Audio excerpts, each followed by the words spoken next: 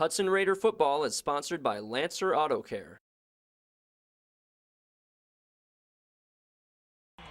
Welcome out to Newton Field as the Hudson Raiders are getting ready to take on the Menominee Indians in what could be the game that determines the Big Rivers Conference Championship.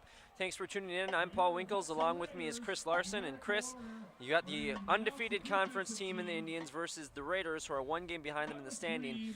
And I know you've said it in the last couple of weeks that this game is the game that's really going to determine, you know, if the conference goes to Menominee or if it's upended and taken by the Raiders. Yeah, very well could. The Raiders are left after this game with the two Eau Claire schools. Eau Claire Memorial playing much better this year than they have in the past years, but 3-1 Memorial has yet to play the big boys yet in Menominee and Hudson, so we don't really know what they are so far. They have beaten up on the lesser competition, but you have to think if this Hudson Raider team can come out of here with a win and stay focused, that they certainly could win this conference with a win tonight. The Raiders come in with the Big Rivers Conference #1 ranked defense. The Indians come in with the #1 ranked offense. And the Indians really, you know, the Raiders have kind of seen teams run the ball against them and try to attack with the run. Haven't seen a real balanced attack, but really with the Indians in tonight's game, they can attack you through the air and on the ground. Absolutely. The Indians had over 240 yards rushing last week and over 140 yards passing as well. They can light it up on the air and the ground. So it's going to be a test. That Michael Bennett, Tyler Smirsa in the backfield, defensive backfield, those guys are going to be tested tonight. And, of course, the front line of the Hudson Raider defense is going to have their work cut out for them as well. Casey Cruz, probably the most dynamic offensive player in the conference, belongs to Menominee. He's the quarterback, second in the conference in rushing, second in the conference in passing. He can do it all, so he's going to be a name that we're going to hear a lot of tonight, Casey Cruz. And one thing to watch for the Raiders offense is last week Davey Branson coming on, filling Tyler Smith's spot. Smith was hurt last week and did a really nice job, and it'll be interesting to see if there's a healthy Tyler Smith, how much Branson will cut into Smith's playing time. Yeah, absolutely. We haven't seen yet if Smith is on the field tonight. I do see him. He has his helmet on. Looks like he's going to go. He had an arm injury the last couple of weeks and missed those games, but he is dressed for tonight's game, and he's a big part of what the Hudson Raiders do on offense. They'll need him tonight against Menominee. Looks like Menominee's set to receive this kickoff. The Hudson Raiders will be the first team to kick off this evening. Menominee first on offense. So the Raiders come in 5-1, 3-1 in the conference. Meanwhile, the Indians come in 5-1 and 4-0 in the conference. So the Raiders with a win tonight would move into first place, and if the Indians are able to come away with the win on the road here, they would pretty much shut out the Raiders' chances of trying to come back and win the Big Rivers Conference. Yeah, it's going to be tough. Chippewa Falls has a loss, Eau Claire Memorial has a loss, and the Hudson Raiders have a loss. And here's the kick, end over end, and that one is going to go out of bounds at the 5-yard line, so that will be a penalty. They'll mark the yardage off from the spot of the kick. And the Indians will begin with very good starting field position, so a mistake right off the bat for the Raiders. Yeah, they'll start the ball with the ball on the 35-yard line, and that's not what you want to do against the most powerful offense in the conference, is give them great field position to start their first drive and let them get some momentum going. So this is going to be a test right away for this Hudson Raider defense. So the Indians offense, which is averaging almost 400 yards per game, steps onto the field, led by Casey Cruz, the quarterback. He will begin this drive in the shotgun, it looks like. We have a stoppage here, waiting for the officials to get everything lined up. Now they're going to have a discussion. Not quite sure what. Switch the footballs out. Hudson has their football, Menominee has their football. All right, so the ball is spotted at the 35-yard line after the penalty, and actually Cruz will line up under center. He's got two men behind him in the backfield, two wide receivers. Handoff will go up the middle. And nice wrap-up tackle there by the Raiders, so not much of a gain on first down. Yeah, nice thing to see right away that he's able to stop that run game of Menominee. Was number 31 there with the run from Menominee, and he didn't get much more than a yard or two. It's Matthew Pearson on the run. And Pearson was a preseason all-conference selection, but the Indians have really gone with Brady Ben over the last few weeks. Two wide receivers out right. The pitch will go to the right. And tackled in the backfield for a loss of 1. That was carried by number 9, Brady Ben. and he gets tackled for a loss of 1. That'll set up a 3rd down and 10, so great pursuit by that defense of the Raiders. Yeah, Ben had a huge game last week against Rice Lake. Ben with 22 carries for 159 yards, 3 touchdowns, 1 from 14, 1 from 3, and 1 from 50 yards out. So he can break a long one if he gets the open space. So look for the Indians to go through the air here. They have 3 wide receivers, 1 man in the backfield. Cruz last week had a pretty good game through the area. This time he'll be in the shotgun. Drops back, and he's going to fake the throw and take it himself, but he's going to get tackled right around the 40-yard line. So only a gain of a couple before the tackle. That was by number 58 for the Raiders, Derek Weidmeyer. So the Hudson Raider defense passes the first test, Menominee only with 5 yards on their first drive, and it'll be a 3 and out. The Raiders with an opportunity here to return a punt. So the Indians try to get the first down on the ground. Unfortunately for them, not able to get it, and they're going to have to punt. Punter will line up at his 28-yard line. 2 men deep for the Raiders. Good snap. Punt is up in the air. Good punt, end over end. Will land right around the 35-yard line. It'll hit the ground and move forward 2 yards to the 37. And that's where the Raiders will begin. So pretty good starting field position, about the same that the Indians had. We'll see if the Raiders can do a little bit more with the ball. One thing we'll have to keep an eye out for last week, River Falls really had a tough time in special teams, but this Menominee football team is very well coached, quite possibly the best football coach in high school football in Wisconsin, Joe Labuda. They won't make those kind of mistakes, and you also have to watch out for the fake type plays. Joe Labuda has a whole book full of fake plays. Raiders start with 4 wide receivers and Edholm in the backfield. And a man in motion. And the handoff will go to Hilden. Hilden gets around the corner. He'll pick up 8 yards on first down. That'll set up a 2nd and 2. So Hilden moves in motion, takes the handoff to the left, and picks up a nice gain on first down. Raiders with a big gain on first down. You know, it's really interesting kind of how the personalities of these teams have changed over the last couple of years.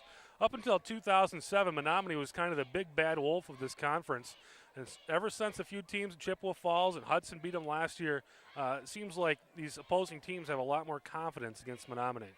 Same formation, this time Edholm on the right of Holmes. Holmes drops back, he's looking to the right, and he's going to go deep. He has a man open, and he just overshot him.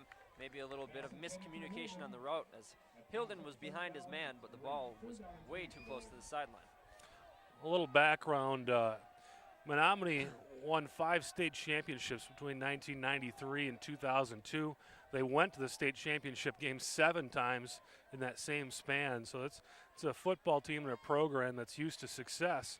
I don't believe they lost a football game in conference for 5 or 6 years until 2007 when Chippewa Falls beat them. And last year, Chippewa Falls and Hudson beat them. Once again, 4 wide, Hilden in motion, and there will be a flag. It looks like it's going to be either a false start or illegal motion. It's kind of the same story. At a 2nd down and short, they threw it incomplete, and now instead of a 3rd and short, you're going to have a 3rd and long. We've seen this same script play out this year a couple different times. So they took the shot with a 2nd and 2, trying to go down the field and make a big play, thinking that they'd have a 3rd and short, and then the penalty pushes it back to 3rd and 7. And like you said, Chris, penalties really have been the main enemy of the Hudson Raider offense so far this year. This time Edholm to the left of Holmes. Hilden in motion again. Fake the handoff to Hilden. Now the wide receiver screen to the right. And he's got some space in front of him. He's to the 40, to the 30, and tackled right around the 30 or 28-yard line. Huge catch and run by Derek Krumrai on the wide receiver screen. So 3rd and 7 goes for about 40 yards and a first down. That was a play we haven't seen much this season, and wow, some incredible success. Nice big gainer out of a really short or a high percentage pass. Make that 30 yards. So huge gainer on 3rd down there, 3rd and long. The Raiders able to pick up huge chunk of yardage. Now they're in business here at the 30. Hilden in motion again. This time the handoff to Edholm. Edholm jumps over a defender and dives ahead. Gets near the 20-yard line, so almost gets a first down on the first down carry. Instead, it'll be a 2nd and short. Yeah, as the Raiders keep running plays like this, you can almost feel the confidence in the crowd and on the field for the Raiders when they realize that they can move the ball against this Menominee Indians team. 2nd and 4. This time Edholm to the left. Edholm, expected to be the leading rusher for this team, has not rushed for 100 yards yet this season. This time he gets the carry again. Very similar looking play. Jumps over to defender, and this time it looks like he will be very near the sticks. Yeah, Andy suffered that injury in the first week of the season. Missed a couple games, then kind of came back against Chippewa Falls. Looked a little tentative, but he ran well last week, and so far has looked really good this week. Looks like he has confidence, and he's running quite well. Nothing tentative about jumping over defenders through the hole on back-to-back carries. And he might have enough for the first down here as the officials come out to measure. Yeah, sometimes it just takes a couple games to kind of get your legs underneath you. You get hit a few times, and you feel better about what you're doing out there. And that may have been the case for Andy Edholm. Looks like the Raiders are just a hair short here, and they'll be going for it on 3rd down and inches. Very good decision to go for it here on 3rd down by Coach Cowles. I always go for it on third down.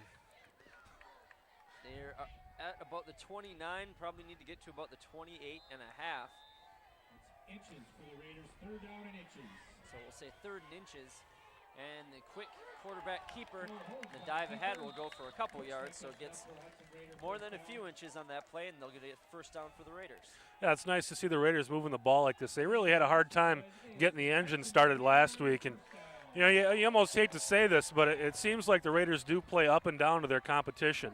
When they've played some teams that you would think were weaker this season, they've kind of struggled against them, and when they've played good teams like Chippewa Falls, they really played an incredible game, probably their best game of the season against that Chippewa Falls team. And I don't want to say they're playing great in this game, but so far it looks pretty good on defense and offense. Got a whistle party down here as the officials are communicating with each other.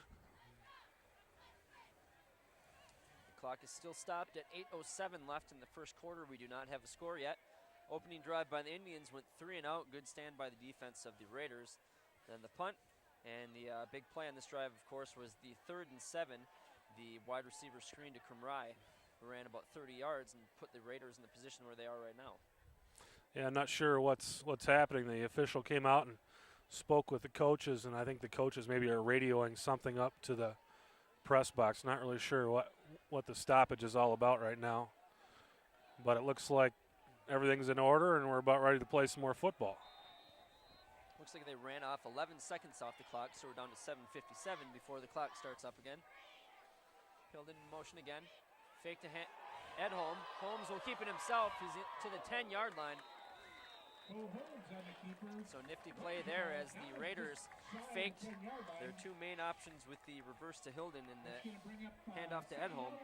Holmes able to get some space and run ahead for 6 yards. This Menominee football team comes in with an incredible offense, but they have given up points on defense. But even though they give up points, they still hit hard. There's a pretty nice collision there with Bo Holmes.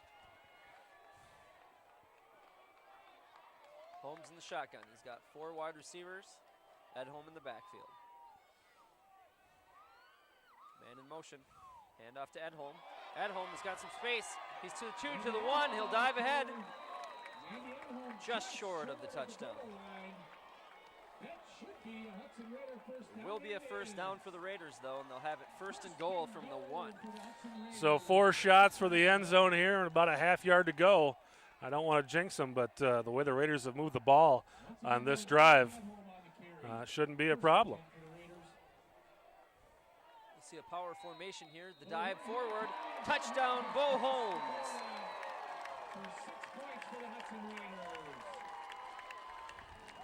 So the Raiders get on the board first here with 6:49 left in the first quarter. They take the 6-0 lead. One thing I've noticed over the last couple of weeks, a lot of times in those short plays, short yardage plays, they've ran the ball to the side and on the outside, and there's been a few times where they've lost some yards. On this drive, each time the Raiders had a 3rd and short or a 4th and short, it was the quarterback just right up the middle. Don't move that ball backwards. Keep the ball moving forwards, and that'll pick up your short yardage situations the most effectively. And I'm sure Menominee hasn't seen that on tape because we haven't seen it this year, the quarterback sneak. So I'm sure that's caught them a little bit off guard here on this opening drive of the Hudson Raiders. So far, so good for the Raiders. Defense looks incredible. Offense marches right down the field and gets the touchdown. With the extra point, the Raiders are up 7-0 on a drive that, of course, had the big play by Krumrai, but really the feature of that drive was Andy Edholm picking up some big yardage and rumbling downhill pretty much the entire way down to the one. Bo Holmes able to dive ahead for the touchdown, but Edholm looking very good on that drive. Yeah, Edholm, Bo Holmes. The whole offense looked pretty good on that drive. Here's the kick, end over end. This one will stay in bounds. That one will go into the end zone for the touchback, as the Indians wanted nothing to do with that one. Only went in a couple yards, so they're lucky it didn't take a bounce the wrong direction. Otherwise, you get the world's longest onside kick. But fortunately for them, it goes in the end zone and dies, so they'll get it at the 20-yard line. Are you sure that would be the longest one? I can't imagine a longer one. Save penalties and whatnot. We won't get into that. So the Indians' offense, which has only run 3 plays here in this game, is back onto the field. 6:49 left in the first. The Raiders on the board first with a 7-0 lead. Showing a different formation here to start off their first drive. The handoff up the middle gets stuffed, maybe even pushed backwards. So good job by the Raiders defensive line to get a good push there forward and tackle the ball carrier. It's really tough to get a read on Joe Labuda because every week if you read his press clippings, whoever he's playing is like the New York Yankees of football. He always showers praise to his opponent. But one of the clippings I read this week was he was very concerned about the size of both the defensive and offensive lines of Hudson. And so far, both lines have really looked superb. 2 wide receivers, 1 man in the backfield.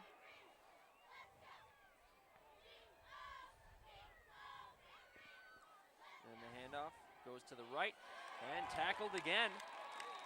Good job there by number.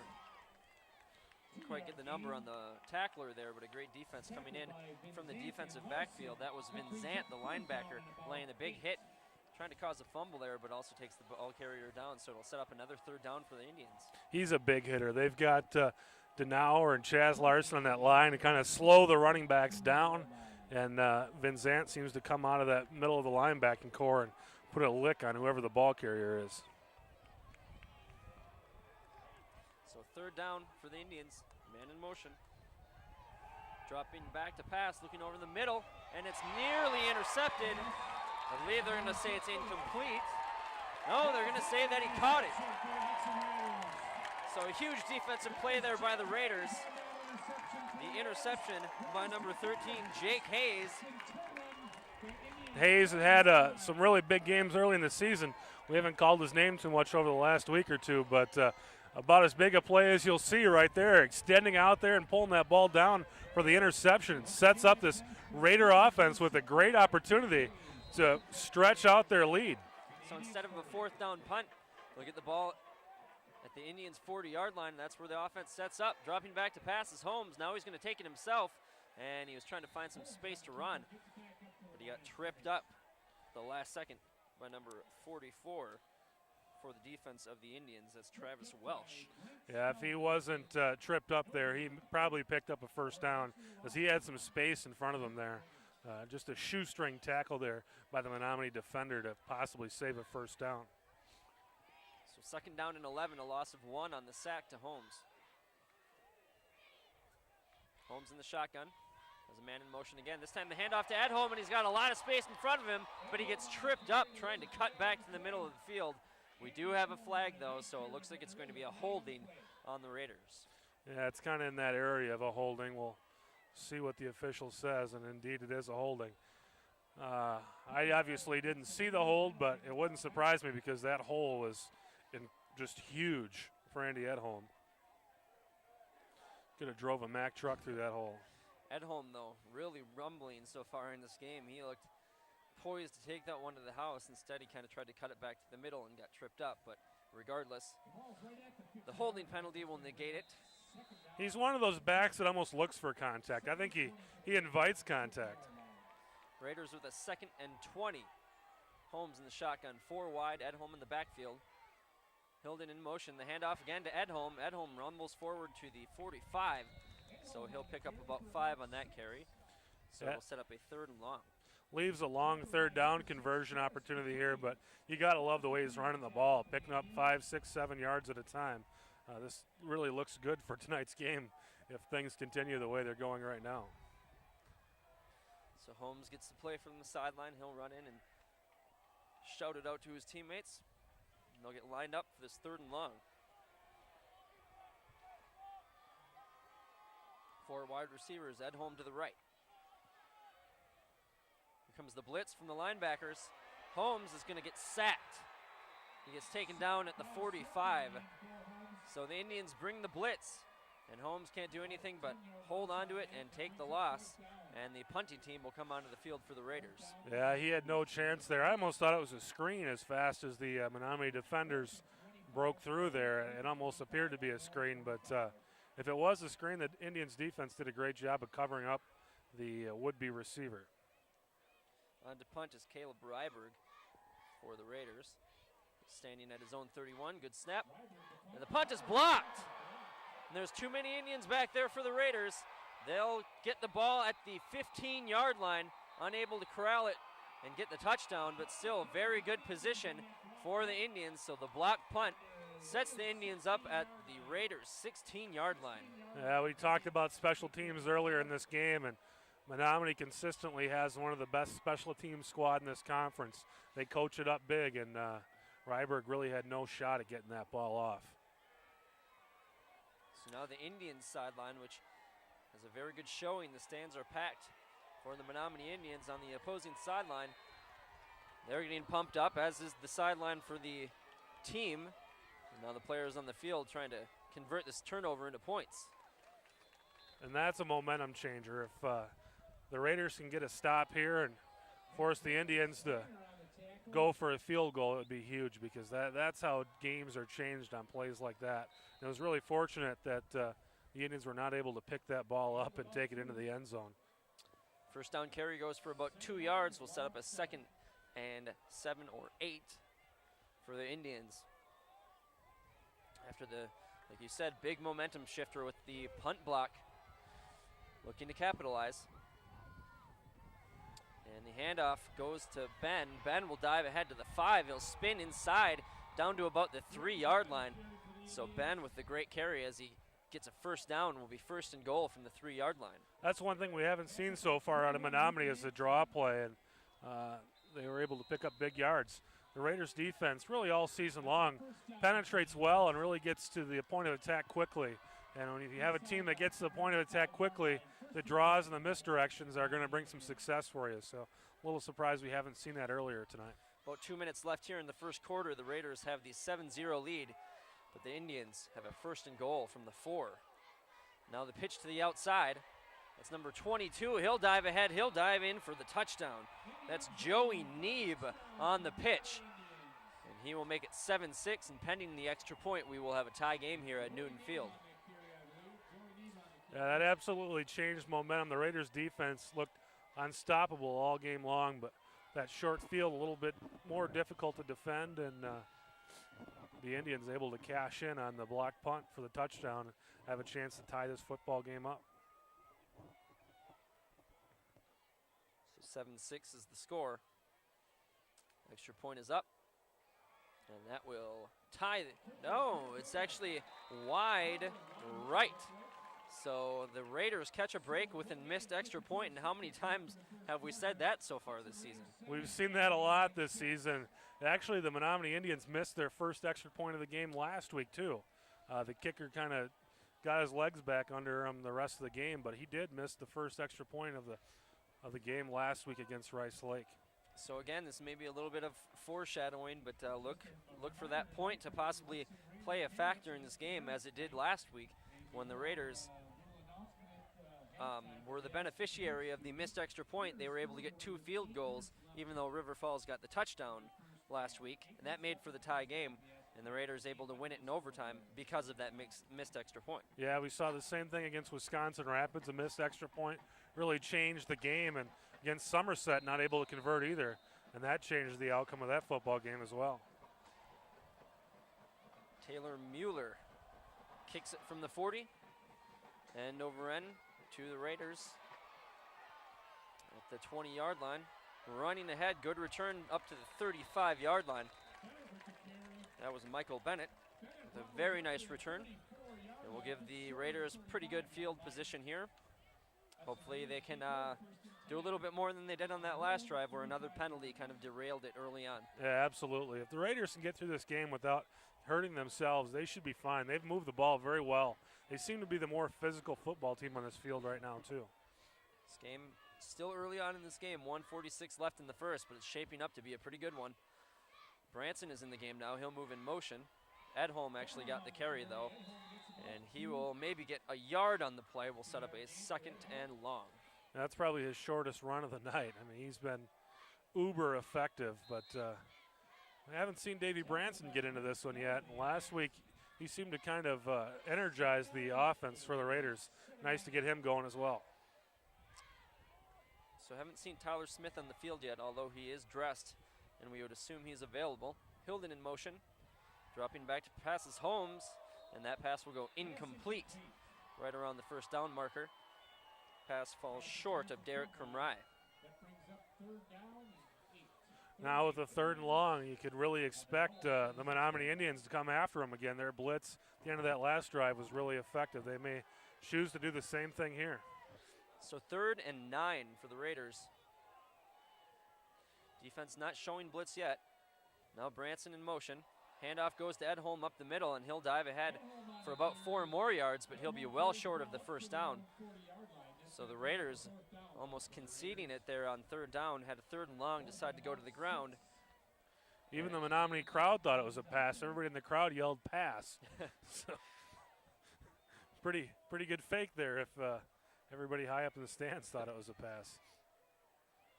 So the punt team back on the field. Caleb Ryberg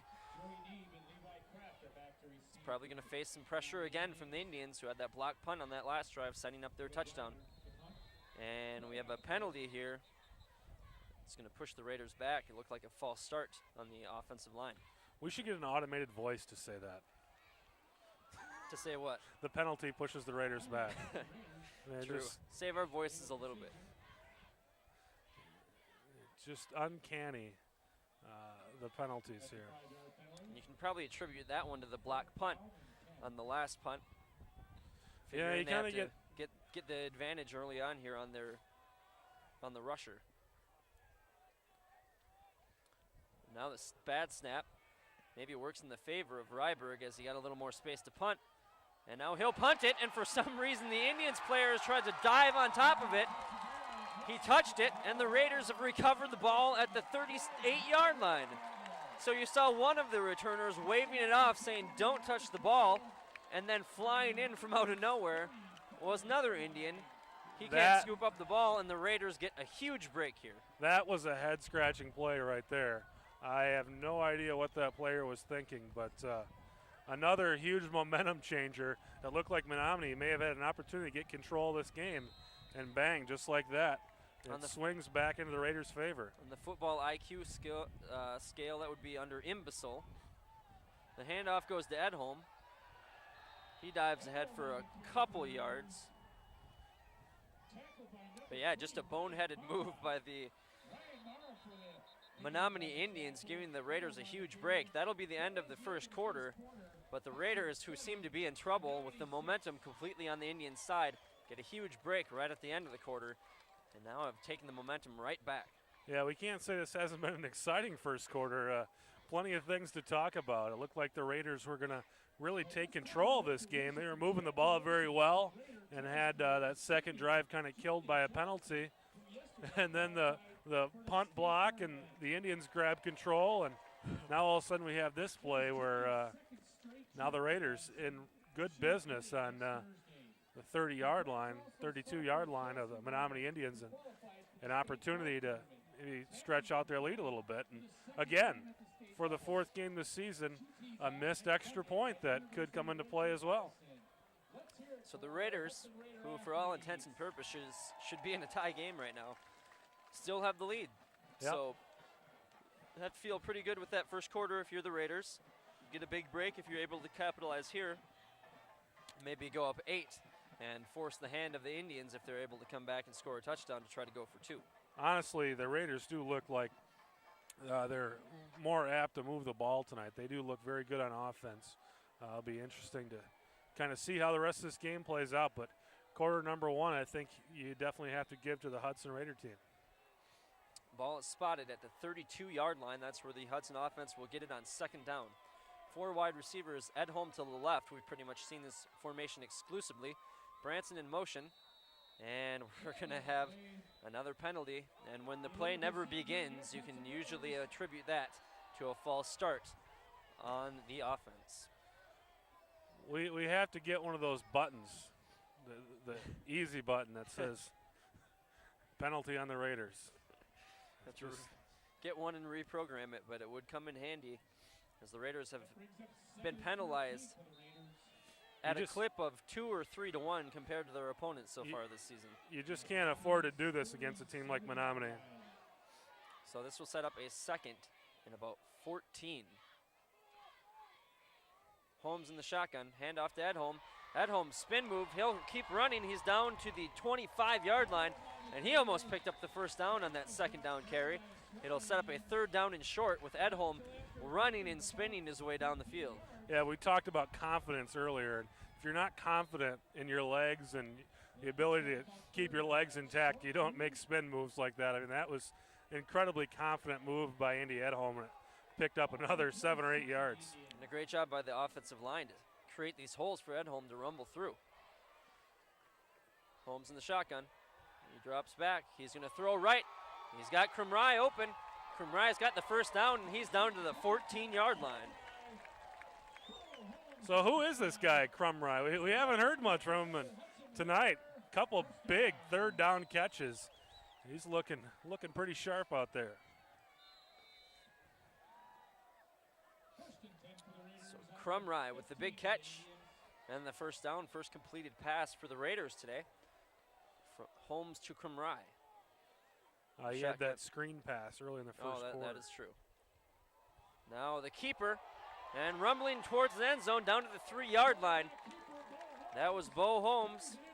So that'll be a 1st down, so it'll set up a 1st and goal. And the Raiders offense almost getting back on the board there with the keeper by Holmes. Yeah, the Indians don't seem to have an answer for that play. They've run that twice. They ran it on the first scoring drive, then right there again, that fake to Edholm, and Holmes goes the other way, and there's been nobody there. Two plays in a row now, and they've run that play. So a lot of different options here with 1st and goal from the 3. Edholm lined up to the left. Holmes in the shotgun. See Hilden move in motion. And now the fake to Edholm. Hilden's got a lot of space in front of him, and he'll dive forward, and he'll get in the end zone.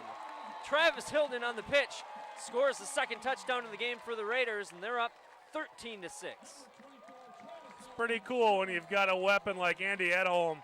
That's the last play before that one. It was all about Andy Edholm. They faked to him. The whole Menominee defense went that way, and Bo Holmes went the other way. This time they faked it to Edholm and ran the option the other side, and Hilden had nobody there. He able to get into the end zone. It's now a very important extra point. If they can nail it through, it'll be an 8-point lead. Kick is up, and it is good. So the missed extra point makes it an 8-point game. The Raiders scoring there with 10:32 left in the half. That's Hilden, and like I was saying, 1st and 3, a lot of options for the Raiders. You got Edholm, you've got Holmes on the keeper, or you got Hilden in motion. Pretty much one of those 3 options has been working all night long, and they went to Hilden, and he was able to muscle his way into the end zone. You know, one thing we've talked about tonight is the missed extra points and how they've helped Hudson. One thing we don't talk about enough is this Dennison kid that's kicking. He's got to be the best kicker we've seen this season. Made a 29-yarder last week that the Raiders needed to tie the football game, able to get it through, and I don't believe I've seen him miss an extra point this year either. So really a superb job kicking the football this year with Dennison. And now he will kick off from the 40. Raiders now with the 8-point lead. Kick is end over end. This one's angling towards the sideline again, and this one won't even land in bounds. This one goes out of bounds on the fly. So the 2nd time out of 3 kickoffs for the man that you just heaped a lot of praise on. Kicks it out of bounds, and will set up good field position for the Indians. one thing it looks like the Raiders are doing is trying to kick away from Levi Kraft, number 84. And going into the season, he was a first-team all-conference football player. His brother was all-state 3 or 4 years ago. He comes from a good football family, and it looks like the Raiders are trying to avoid him. They're kicking away from his side. One wide receiver out right for the Indians. Now the quarterback keeper will maybe pick up a yard. So the quick snap and dive ahead goes for a few yards on first down, set up a second down and long. Yeah, that was Casey Cruz, and he had a big game last week. And like I said, he's a number 2 rushing football player in this conference. Only Brad Humphrey from Chippewa Falls has more yards than he does. And so far, the Raiders have kept him contained. So Casey Cruz, the quarterback, back under center. He's got 2 wide receivers. And he drops back to pass. He's looking right, and he's looking downfield. Now he's going to have to try to make a move to avoid the sack, and he can't. Sacked around the 33-yard line for a loss of 4. Chaz Larson and Ryan Weiler were like 2 dogs waiting to get a piece of steak right there. They knew it was coming, and Cruz had nowhere to go. And those guys combined on the sack there. Cruz had no opportunity. And we talked about him being the number 2 runner in the conference. He's also the number 2 passer in the conference. Only Brett Bodenberg from Eau Claire North has more yards than Casey Cruz. So Larson, the outstanding defensive end, in out on the sack for the Raiders, now dropping back to pass as Cruz has got a man open. Perfect throw, and a great late hit by number 3 for the Raiders. That's the defensive back, Michael Bennett. That was Michael Bennett just putting a lick on Jimmy Bennerud. And Jimmy Bennerud's going to remember that the next time they throw it deep for him. Michael Bennett, we've called his name so many times this season. He's everywhere in the defensive backfield. And that was a very well thrown ball by Cruz, but right on the spot was Michael Bennett. Laid the hit almost perfectly timed as the ball hit the chest of the receiver. And before the receiver knew it, he was on the ground. So great hit there by Michael Bennett. Sets up the 4th down, and now the punt by the Indians. Snap, and the punt is up. Very high punt, not very long though. Will land around the 43-yard line. Good bounce though for the Indians as it moves to about the 37. Yeah, that thing had some hang time on it. He really kicked it up there. I don't want to jinx this football team, but I don't think Menominee has seen a defense like that this year. And they seem to have no answer for the Raiders defense. And other than the time where they blocked the punt, they really have not moved the ball well at all tonight against this Raider defense. So the number 1 offense in the Big Rivers Conference is being shut down by the number 1 defense. And the Raiders offense has scored on 2 of their 3 drives. The handoff to Edholm. He'll dive ahead. Maybe picks up a yard on first down as we're under 9 minutes left here in the half. Again, that Menominee Indian crowd over there gets completely faked out and fakes out the camera guy. Said they are all yelling pass over there, and it's a run up the middle to Edholm. To talk to that camera guy. We love our camera guy, though, despite his mistakes. Holmes in the shotgun. He's got 4 wide receivers. Pretty much seen this formation every play this game besides the power formations for the short gainers. And guess what, everybody? Hit the easy button, Chris. That's a false start. That's going to be our new line this season. That way we don't have to keep saying penalty. We'll just say hit the easy button. So 5-yard penalty will push the Raiders back. We don't get numbers on who is getting the false starts here, so we don't know if it's a repeat culprit that keeps getting tagged with these false starts. I sure hope not. You wouldn't want this to be a repeat culprit. It's a good thing we don't get the numbers. I don't think we really want to know. So 2nd and 15. Holmes in the shotgun. Branson in motion. The handoff goes to Edholm again. He'll dive ahead for maybe a yard. So it'll set up a 3rd and long for the Raiders. I don't know if this crowd isn't intentionally trying to mess up the Indian defense. It seems like they say pass every time there's a run up the middle there. They're missing it completely, but that time the Indian defense certainly didn't miss that play. So 3rd and 13. We're down to 7:44 left in the half.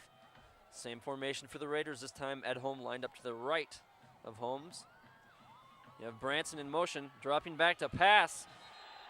was Bo Holmes. He'll get sacked, though, as he couldn't quite get his footing as he stepped up to try to find an open receiver. So the sack will push him backwards, and the offense of the Raiders that had looked so good in this game gets knocked down by that penalty, and they're unable to pick themselves up. Yeah, it's those penalties like that, it just puts you in a situation where the defense knows you have to pass. And when they know you have to pass, it's a lot easier to play defense against you. So Ryberg will come back onto the field to punt. He had that punt blocked earlier. I'm sure that's in the back of his mind. Yeah, got a good punt off on the last one. Punt is up. He gets it off. It will be picked up around the 50-yard line by the Indians and met and hit at the 45-yard line. That was Levi Kraft who picked up the ball. He gets nailed around the 45-yard line. We have a Raider coming off the field favoring his arm. It's Jake Hayes. Jake Hayes, we'll have to see how he does. He's still favoring him there on the sideline. Don't have any trainers on him yet, but that'll only be a matter of time. I don't think we can say it enough, but I think this Hudson Raider football team is the best tackling football team in the conference. And first man who met Levi Kraft there brought him down. Jake Hayes, nice open field tackle there. Very good stick at the 45-yard line. Now the pitch to the outside, this is Ben. Ben looking to make some space up the middle. Tries to cut back and picks up about 4 yards. So Swanger with the tackle for the Raiders. The Raiders can get a stop here and get the ball moving. They can really just destroy the confidence of this Indian team. This team is used to running the football for major yardage and used to moving the ball well. They have to be scratching their head right now. They just have not been able to move the ball well in a long football field. Pretty good pickup there, though, on first down. Set up a 2nd and 6 for the Indians in Raider territory. And dropping back to pass is Cruz. And Cruz will throw it over the head of his receiver. So the incomplete pass. Luke Hayes on the defense there. Nothing going there, so now it's a 3rd down and long for the Indians. And that 3rd and long has not gone well for Menominee tonight. The Hudson Raider defense has really had an answer for these 3rd down and long situations. While this play might not determine the game, it's definitely a momentum pivot point here. Dropping back to pass is Cruz. He'll hand it off to Ben, and Ben runs forward for the first down, makes a spin move, gets inside the 30, and he'll get down to the 28-yard line of the Raiders. So a first down, and the drive continues for the Indians. That's the first time that the run has really gone very far for the Indians, and that's that same draw play that they ran on their scoring drive about 12 minutes of football ago, is that little draw. And it works great when it's 3rd down and long because the defense is expecting a pass. So you can run a draw in a situation like that. You kind of are taking a chance to being in a running play, but that draw can be very effective on 3rd down and long. Ben will get a breather. 2 wide receivers out right. Cruz pitches it to the outside. This is number 22, Joey Neeb. He'll cut it upfield, and he'll pick up a very nice chunk of yardage on first down. He'll get inside the 25-yard line, pickup of about 6 on first down. It seems like this Menominee offense is a completely different team when they have a short field to work with. When they've had that long field, they just haven't been able to do anything. But short field here, starting off in the 45, and earlier in the game when they started in about the 20, they moved the ball pretty effectively. We're down to 5:23 left in the first quarter. Raiders hanging on to that 14-6 lead. And now the fake handoff, and Cruz will take it himself. Kind of a misdirection. That was Cruz carrying it. They took that one. Down. Took that one out of the Hudson Raider playbook. They faked it to their big guy, and the quarterback swung it around the other way, and Stu can play at that game. So another first down for the Indians. They have it at the 16, so they can get one more first down before they get to the end zone. The Raiders hoping it doesn't come down to that. Power formation. The pitch to the outside. And looks like this is Neeb again, but he gets stuck right near the line of scrimmage. And like you said, big hits and big tackles by the Raiders. That was number 45, Arthur Van Zandt. Yeah, Tyler Smersna got in there and really slowed him down, and then Van Zandt finished him off. And the Raiders can get a stop here. It'll be pretty big. Keep this game to a 1-touchdown game. They'll call it a loss of 2, so a 2nd and 12 from the 18. Now Cruz with that same play fakes the handoff, cuts back to the right, And he'll pick up some good yardage there as he gets down near the 10-yard line. So good pickup there on 2nd and long. Really nice hole there. And again, can't, well, maybe I should stop saying this, but it seems like when they run the misdirection, they have success. This Raider team really pursues the ball well. And those misdirection plays have been really the best plays that Menominee has had tonight. Starting to see flashes from Cruz out there in his running ability. So it'll be a 3rd and 5 from the 10. They need to get to about the 6 for the first down. Cruz drops back to pass. He'll hand off instead to Ben, and Ben dives forward. Looks like he will be short of the first down. We'll have to see where they spot the ball. But I got to think Joe Labuta's thinking 4 downs here, especially the 1 yard to go. So it looks like they will spot it short. And this will set up a 4th and about 1. Bringing in the big package is the Menominee Indians. They're going to say 4th and 2 here. 3:12 left in the half. Indians trail by 8. They're going for it here, deep in Raider territory. And they'll call a timeout to think it over. This has been a situation where the Raider defense has really excelled this year. Seems like we've seen this 4th down in the red zone, and the Raiders have done well. I mean, obviously, as a defense, you're going to give up some of those plays. You're not going to stop them all. But it seems like we've called a lot of goal line stands here for the Raiders this season. This one not quite at the goal line, but all the same, need 2 yards to pick up the first down. They're knocking on the door. Very big play here. They'll probably bring in the big package to try to just run and pick up those 2 yards. But again, this Joe Labuta guy, I know him. He's a tricky guy. And I would not rule out a pass here, especially with that big package. A lot of times he'll send that big package in there to make you think he's going to run it. I have no idea what this guy's going to do. They're still talking it over in the huddle here. Looks like the Hudson Raider offense, or Hudson Raider defense, which comes into this game with the #1 defense in the conference, is lined up and ready to go. Trying to pump up the crowd. Michael Bennett in the backfield waving his arms. Big package in for the Indians. Trying to hard count here. Now they'll hand off. And now the misdirection. This time it gets tackled. This is going to be close, I think. So we'll wait for the spot. But Cruz, who had done that play very effectively earlier on this drive with the misdirection, does it again. This time he gets very near the first down markers, and we're going to have a measurement here. Neither side is really looking all that amped up about where it's spotted. Usually you'll see the offense or the defense anticipating the call going their way. Yeah, it didn't look like anybody's real confident in this. Sam Stevens was waiting there. It'll be interesting if he... And it's going to be short. The Raiders with the big stop on 4th and 2. On the play that had killed them all drive long, they finally wisen up to it and stop Cruz short of the first down. Yeah, it was a little bit of foreshadowing there. I think we call it foreshadowing in the business.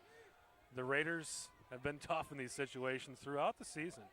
But now it'll be a test for the offense here to get this ball out of the shadow of their own end zone. With 3 minutes left in the game, you don't want to turn it over, but it sure would be nice to get some more points, at least run this clock down. Chris Larson, the oracle of Newton Field, called that one perfectly. Shotgun formation. Keeper by Holmes. Holmes is going to turn it upfield. He's got space in front of him. He's got one man to beat, and he's still on his feet up to the 32-yard line. So in the shadow of their own end zone, Holmes able to pick up big yardage on first down, and he'll pick up about 25 yards. And the Raiders will have good field position here at about the 31. That's how you get it out of the shadow of your own end zone.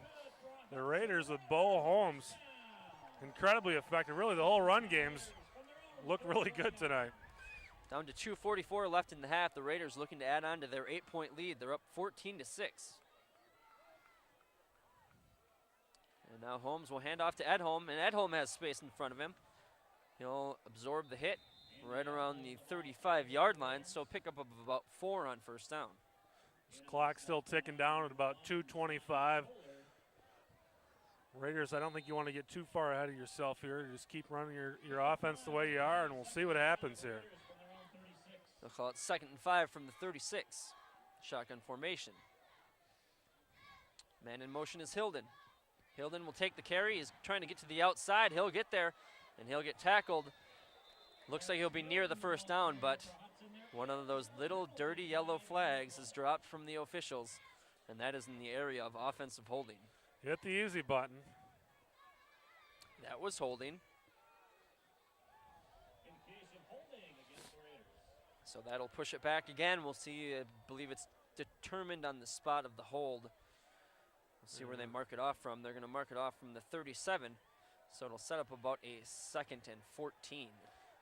That's unfortunate. Hilden, if he didn't have the first down, he was very close to getting the first down. But Raiders got to keep playing offense here. 2 minutes left in the half. 4 wide receivers. This time, the man in motion is number 2. Pass over the middle, and there's Krumrai again. He catches it, and he gets down to the 50-yard line. He had the defense beat. He tried to cut it to the outside. He gets tackled, but still another big catch and run by Krumrai, who's had a few of those in this game. He gets to the 50-yard line. Krumrai is having the game of his season right now, moving the ball well against really what's becoming one of the Raiders' biggest rivals in this conference.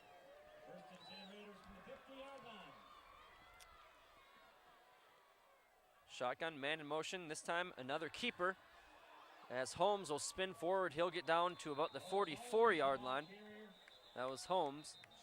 And now I believe we'll have a timeout by the Raiders. So 1:24 left in the first half. The Raiders are up 14-6, and they are driving thanks in part to the connection from Holmes to Krumrai, which has been the most effective play pretty much in the game so far. He had that screen earlier on, then he had the big catch down on this side of the field earlier in this quarter, and now comes up with the big first down.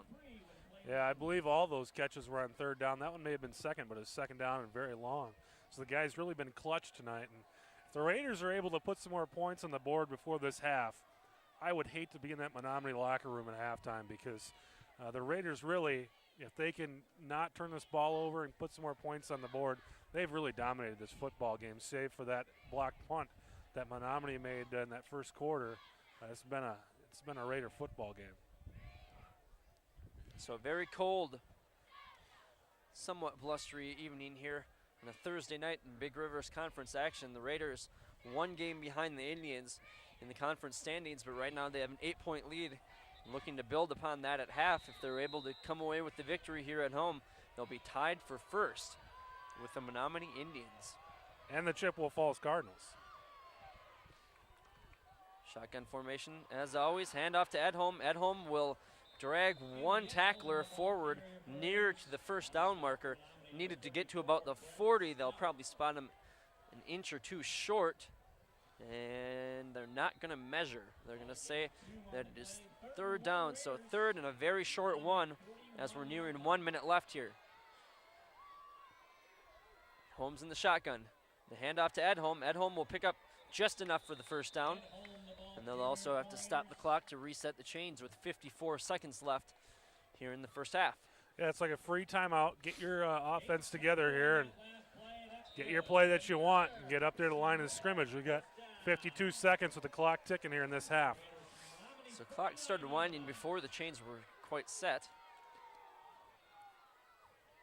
Man in motion again.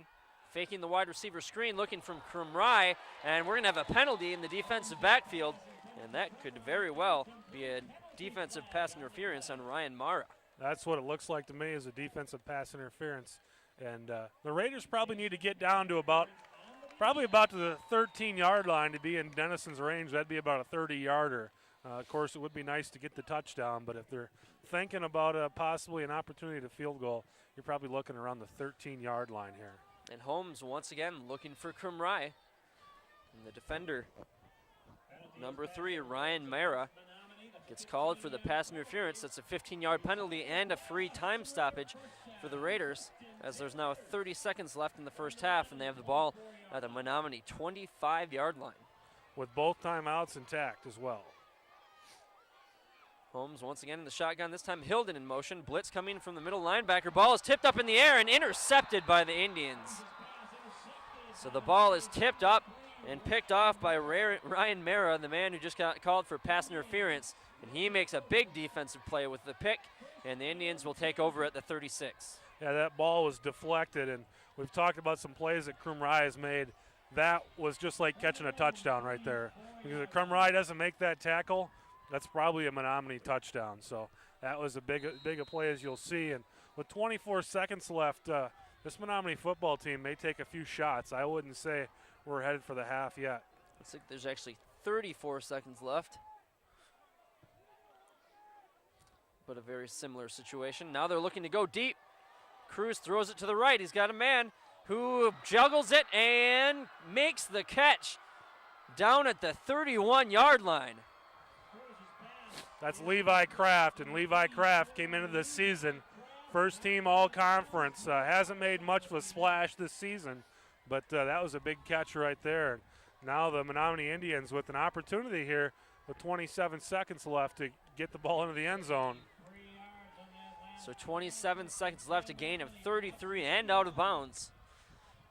So a huge play there for the Indians, and now they've got some space to work with here. Pass to the right, complete. No, dropped at the 25-yard line. He had a wide receiver open. Barron unable to hold on to it. Would have gotten some positive yardage and was headed towards the sideline. So Raiders catch a break with the drop there.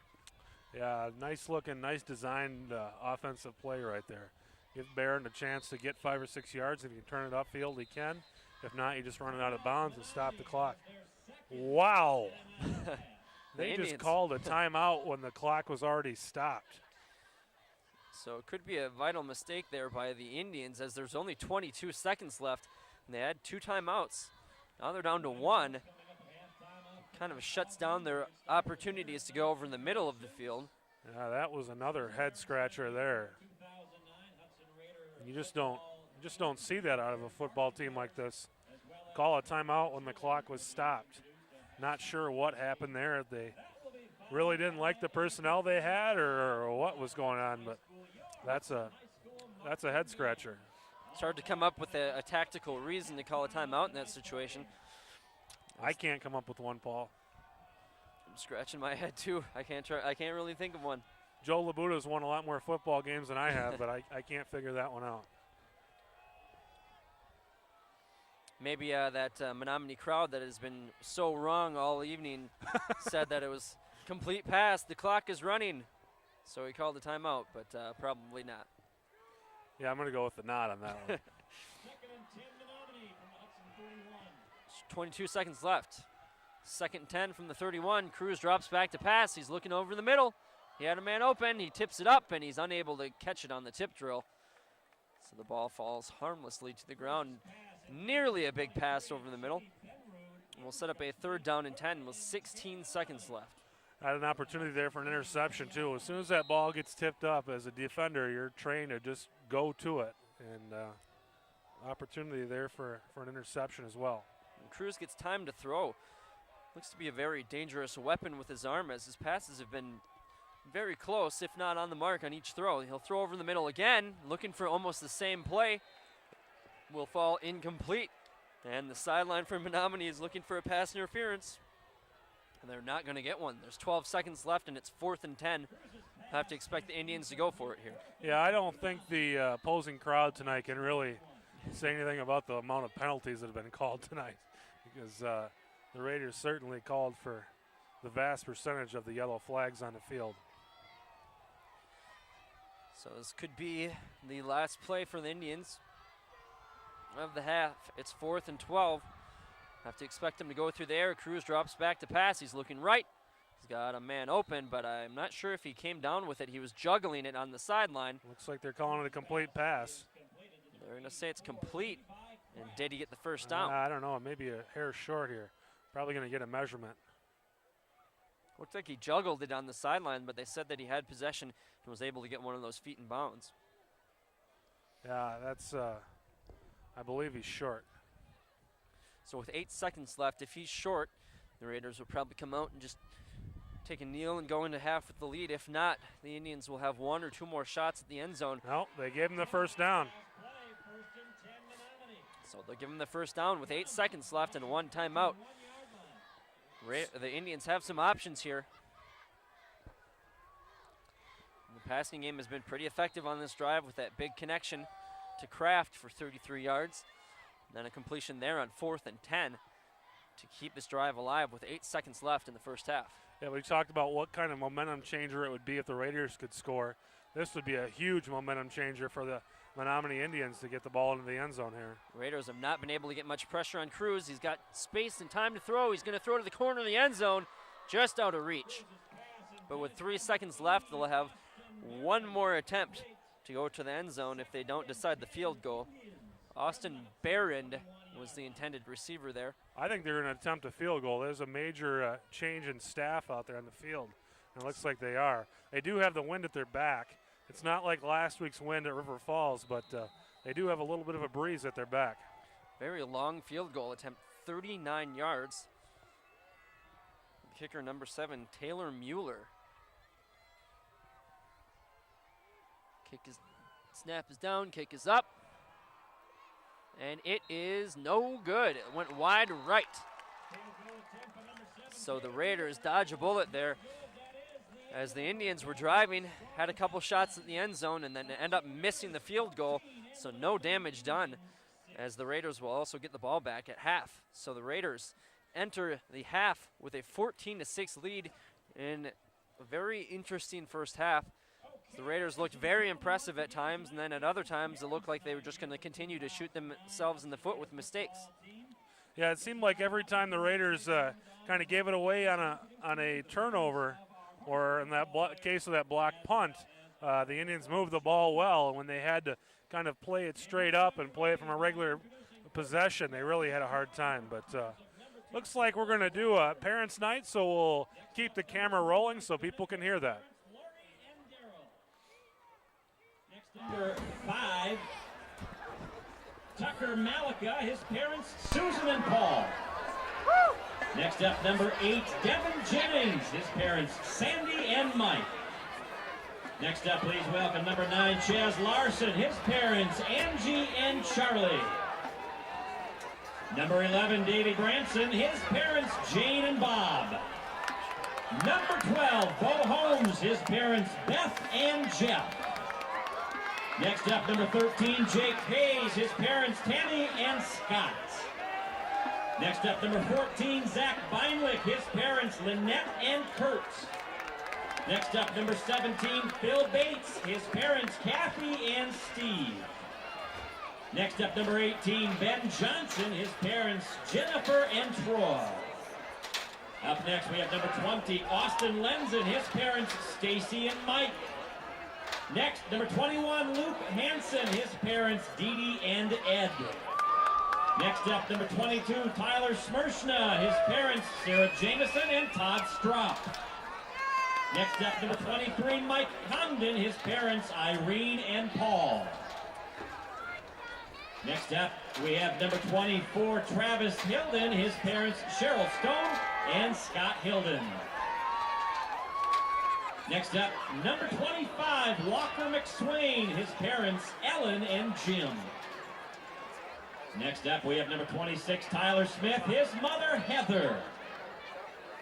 Next up, number 27, Sam Stevens, his parents, Lori and Don. Next up, number 30, Eric Kirkpatrick, his parents, Becky and Dan. Next up, we have number 33, Kyle Schmidt, his parents, Nancy and Joseph. Next up, please welcome number 40, Ryan Smith, his parents, Kelly and Dave. Next, we have number 42, Spencer Corum, his parents, Susie and Dan. Next up, number 44, Andy Edholm, his parents, Cheryl and Gary. Next up, number 45, Arthur Vinzant, his parents, Jenny and Bruce. Next, we have number 46, A.J. Jurek, his parents, Lori and Tony. Next up, number 47, Josh Dustin, his mother, Tammy Gosler. Next up, number 48, Campbell Fall, his parents, Jamie and Dave. Next, number 50, Kyle Swanger, his parents, Patty and Doug.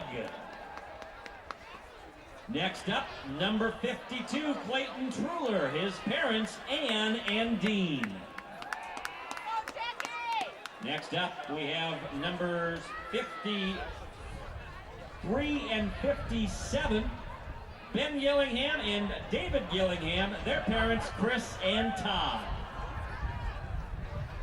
Next up, number 54, Andrew and Tenza, his parents Jackie and John.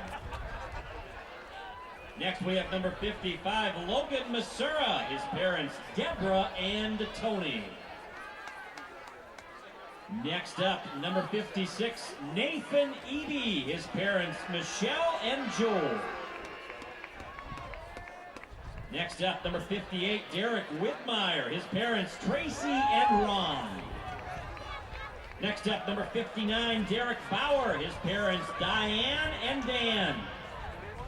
Next up, number 61, Parker McNamee, his parents Jill and Mark.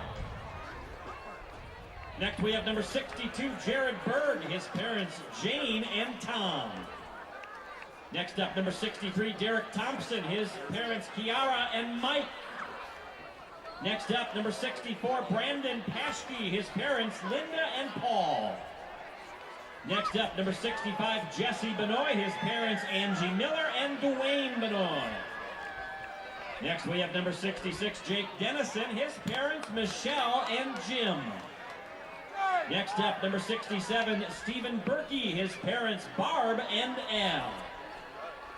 Next, number 68, Joe Radlinger, his parents Kay and Joe. Next up, number 70, Travis Madigan, his parents Kim and Dan. Next up, number 71, Brody Ryan, his parents Chris and Chris. Next we have number 73, Will Johnson, his parents Allison and Eric. Next up, number 74, Sam Wakefield, his parents Carla and Dennis. Next we have number 75, Matt Pryor, his parents Marcy and Jim. Next up, number 76, Jake Casperson, his parents Sally and Jim. Next up, number 77, Ryan Mitchell, his parents Dorothy and Bert. Next up, number 78, Sam Cunningham, his parents Peggy and Dan. Next up, number 80, Ginny Geisler, his parents Barb and Doug. Next up, number 81, Derek Crumry, his parents Stacy and Kyle. Next up, number 82, Adam Funkenbush, his parents Chris and Eric. Next, we have number 84, Matt Weeks, his parents Susan and Dave. Next up, number 85, Justin Inman, his parents Susan and Mike. Next up, number 86, Ben Weiland, his parents Patty and Brent.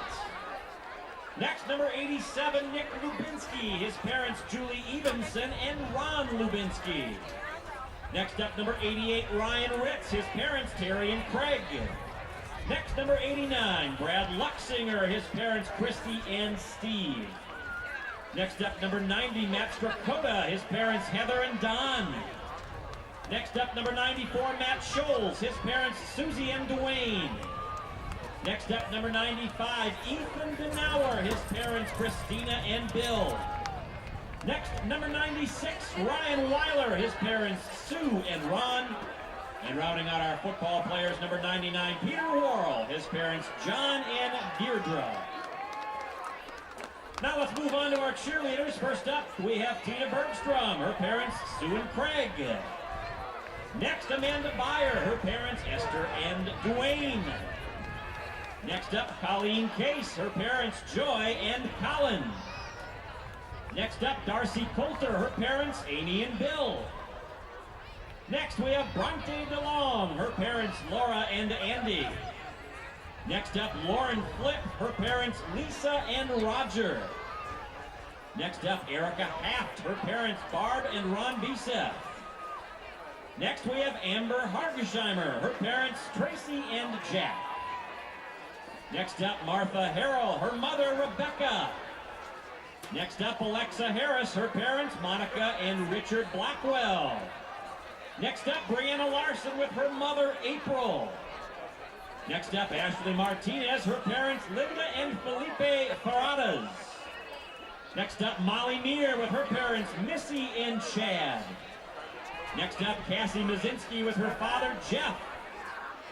Next we have Melissa Musselman with her parents, Lisa and Brett. Next up, Abby Roshan, her parents, Shelly and Don. And finally, we have Alyssa Yanks and Mackenzie Yanks with their parents, Michelle and Jim. And there you have it, folks, the parents of your varsity football players and our football cheerleaders. How about a nice big round of applause for all the parents? Parents, thank you all very much for everything you've done up to this point in the season, everything you will do over the remainder of the season.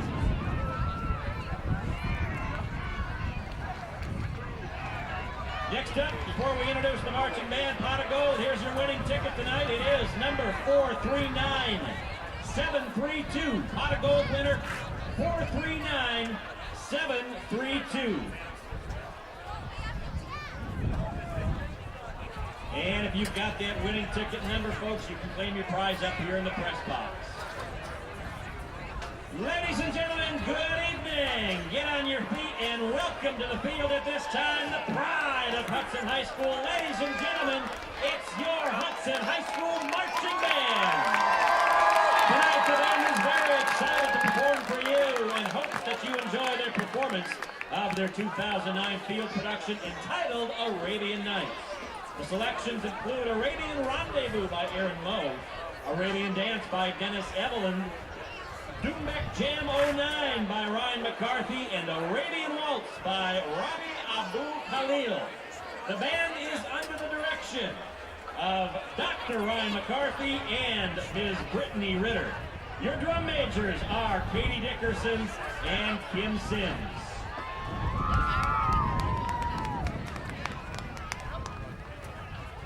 Drum majors, Katie Dickerson and Kim Sims. Is the band ready?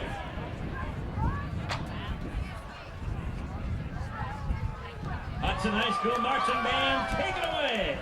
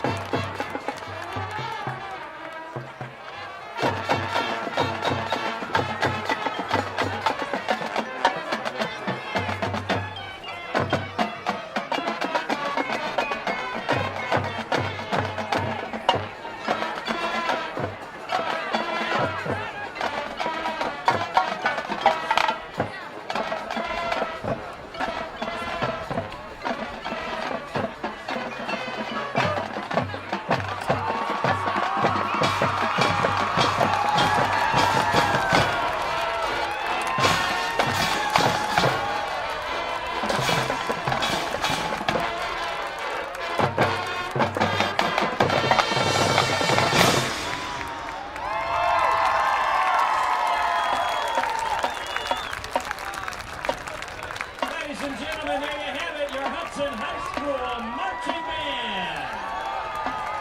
The band would like to thank you for watching and hopes that you enjoyed tonight's performance of Arabian Nights. Fans of Marching Band is setting a new standard in educational development by making marching an all-volunteer endeavor.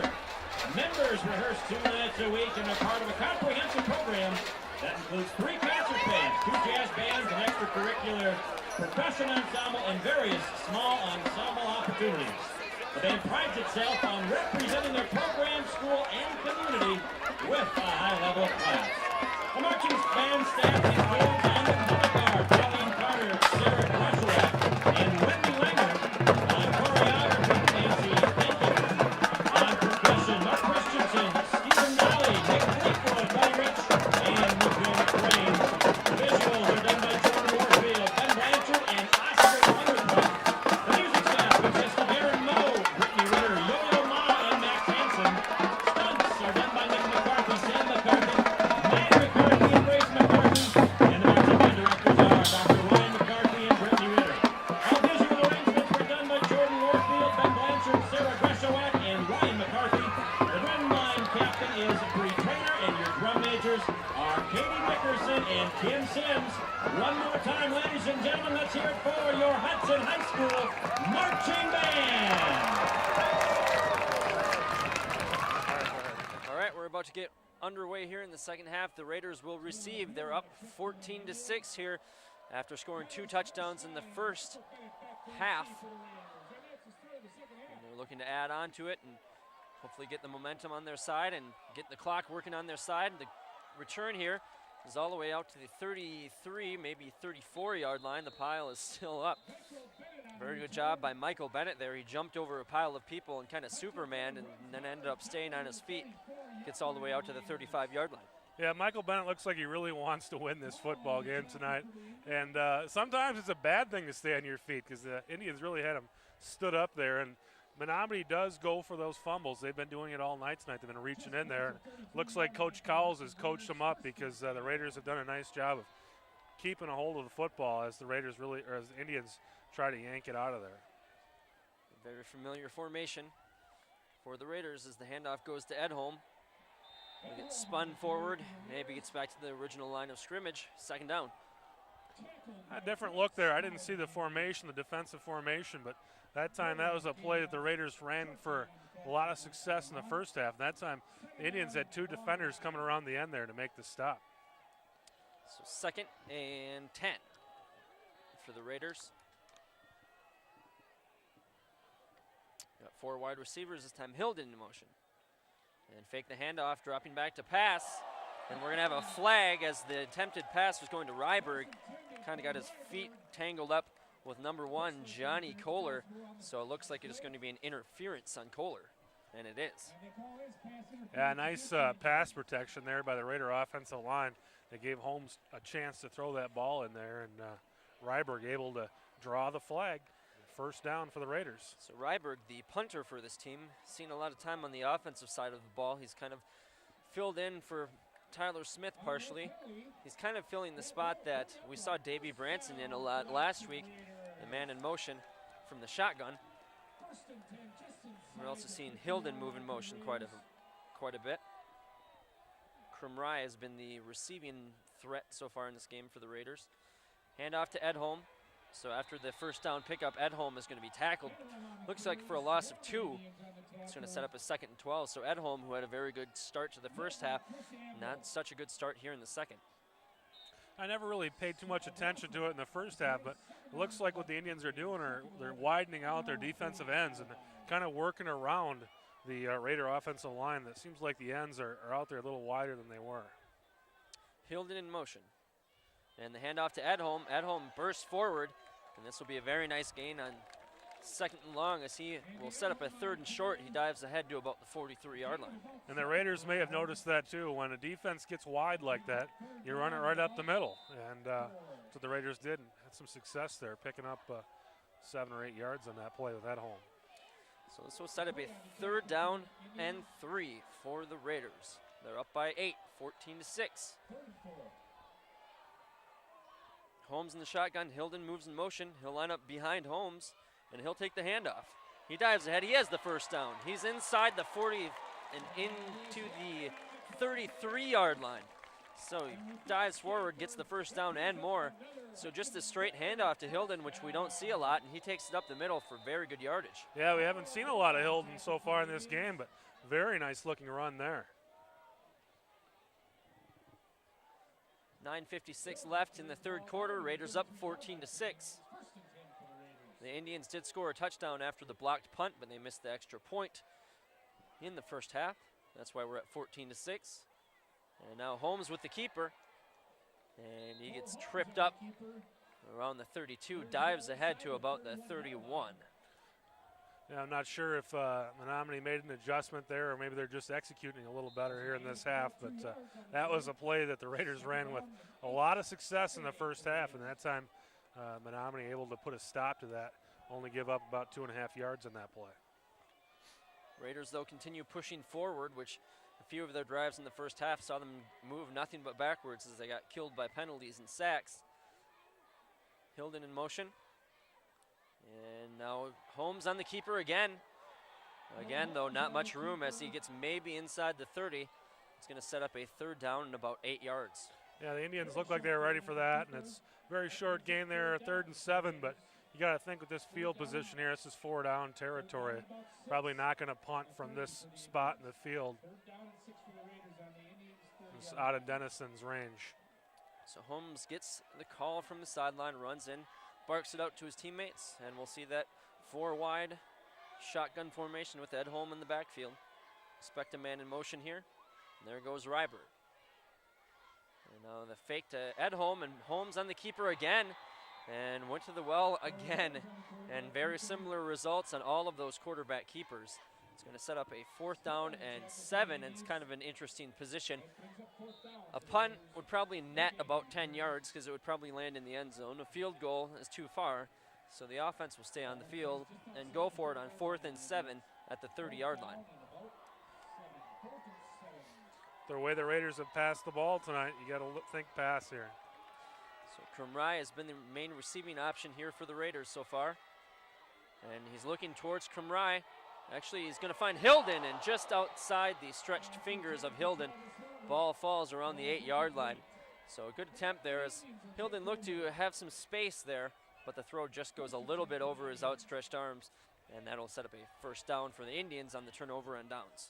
Yeah, looks like the Menominee defense made some adjustments there, able to kind of shut down that run with Bull Holmes. Will be interesting to see what the Menominee offense looks like here. They did pick up some steam at the end of that first half. Now the pitch to Ben. Ben will get tackled as he tries to get to the outside. He got tripped up, maybe picks up a yard. We'll set up a 2nd down and long. Well, so far so good for the Hudson Raider defense. Vin Zant on the tackle. And Vin Zant had a big game last week, and so far shaping up to have another big game this week. So the #1 ranked offense in the Big Rivers Conference, the Menominee Indians, have only scored 6 points in this game, and that came on a shortened field on the blocked punt. So the bend but not break defense of the Raiders has been playing fairly well in this game. Now dropping back to pass is Ben. He'll pump fake. He's got a man open. He's to the 30, and he trips up. He had end zone on his mind, and he tripped over the invisible cord at the 32-yard line and falls down at the 30. He had a touchdown there, Chris. Yeah, we talked about maybe some adjustments that they made on defense. On offense, I think they saw something there in that last drive of the first half. They saw that the Raiders will go for it on a pump, and there we saw the pump and a wide open receiver across the middle. So might have to make some adjustments here on defense because it looks like the Indians learned a little something on that last drive. That was Austin Barrand on the catch. And we're really seeing this passing game come alive. You saw it towards the end of the first half. And now they're taking it into the second. Now the handoff up the middle. And staying on his feet was #3, Ryan Mara. Excuse me, Matthew Pearson. That was number 31. That might be near a 1st down. Tackle made by Sam Stevens and Michael Bennett. Yeah, I would guess Coach Labuda lit a few fires at halftime because it looks like this Menominee team is really coming out hard here. 6:30 left here in the third quarter. 2nd and inches The handoff to Ben. He'll try to get to the outside. He'll pick up the first down, and he'll dive ahead for a little bit more. So Brady Ben, who's really had a nice stretch here the last couple of weeks, picks up the first down. Well, it's a new set of downs here for the Menominee offense, but a new set of downs for the Raider defense. This is when they got to buckle down here and put together a nice little stop like they did there in the second quarter. This is when they've been very good in this game so far. Except for that one touchdown that came on the blocked punt. The Raiders have allowed quite a bit of yardage, but have come up big when they've needed it. 2 wide receivers, 1 man in motion. That was Brent Stout in motion. And now the keeper, Cruz, will try that misdirection. And he will get tackled for no gain, maybe a yard. He'll set up a 2nd and long. Ethan Denauer not fooled on that play, and looks like the Raiders made a little adjustment on that play too, because no success there for Casey Cruz in that little misdirection. 14-6 is your score. 5:30 left. A very fast-moving third quarter. Both teams have come out running here, and that'll move the clock. Cruz under center. He's got 2 men in the backfield. 2 men split out. Man in motion is Barron. Another pitch outside. That's Joey Neeb. And Neeb will get tackled. He'll actually lose a few on that play. And that'll set up a 3rd down and about 12. So Whitmire with the big tackle. Yeah, Derek Whitmire came out of nowhere and put a lick on Joey Mead. I think you'll remember that tomorrow. So here's where the Raiders need to buckle down. Big play here, and I think we're thinking 4 downs here for Menominee as well. Looks like it's about a 3rd and 11. 2 men in the backfield, 2 men split out. Cruz drops back to pass. He's looking right, and he had his man eyeballed the whole way, and a great defensive play there by the Raiders. And we'll get a number here. Luke Hansen with the deflection. Called his name a couple times tonight too, and really a nice play there. Got inside the receiver and did not allow that play. So now it is 4th and 12 from the 18-yard line. They tried a field goal earlier in a similar spot, and they missed. This time they're going to go for it. 2 men split out, 1 man in the backfield. Cruz drops back to pass. He pump fakes right. He's looking left, and that goes way over the head of his receiver. So once again, that Raiders defense, ranked #1 in the Big Rivers Conference, comes up huge in the red zone. 2 big 4th down stops deep into their own territory. Raiders defense coming up big tonight. The only touchdown they've allowed is that one on the short field off the block punt. And in a passing situation like that, Cruz drops back to pass. And it seems like anytime it's not a definite passing situation is when he's had a success. But when everyone knows he's going to pass, his men just aren't getting open. Good job there by the Raiders. Ryberg in motion. Keeper by Holmes. He'll turn it upfield. He's got 1 defender that takes him down after a gain of about 6. He was trying to get to the outside. Might have had some more space in front of him, but a good tackle there by the Indians. Nice looking run there. We talked about a possible adjustment there by the Indians. That time, the Raider offensive line just cleared it out for Bo Holmes, and he had a nice seam to go up, pick up a nice gain of 6 yards there on 1st down.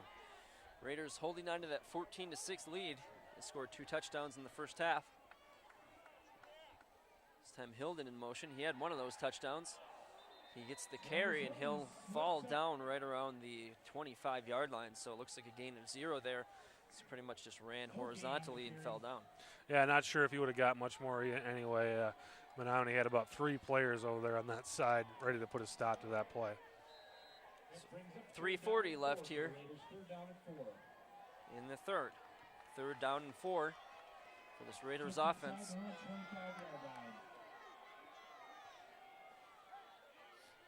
Man in motion is Branson.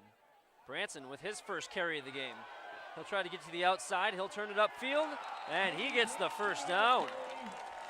So Davey Branson, who had a huge week last week, makes a big play here on 3rd down to pick up the first down for the Raiders. Yeah, he ran the ball with authority all week last week, and you got to think the Raiders were maybe saving that, socking that play away for when they really needed it. And Davey Branson running with authority there on 3rd down and 5 to pick up that first down easily. Just an off-tackle run, and he picks up about 7 yards in that carry. Now Hilden in motion.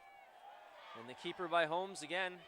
He'll dive ahead. He'll get to about the 39, so a pickup of about 3 on first down. And I like this quarter continues to wind down at a rapid pace. We're down to 2:48 in the third. Yeah, I really like what the Raiders are doing here. Running the football on first down. That always sets you up for better second and third downs. Run that football, and more times than not, good things are going to happen.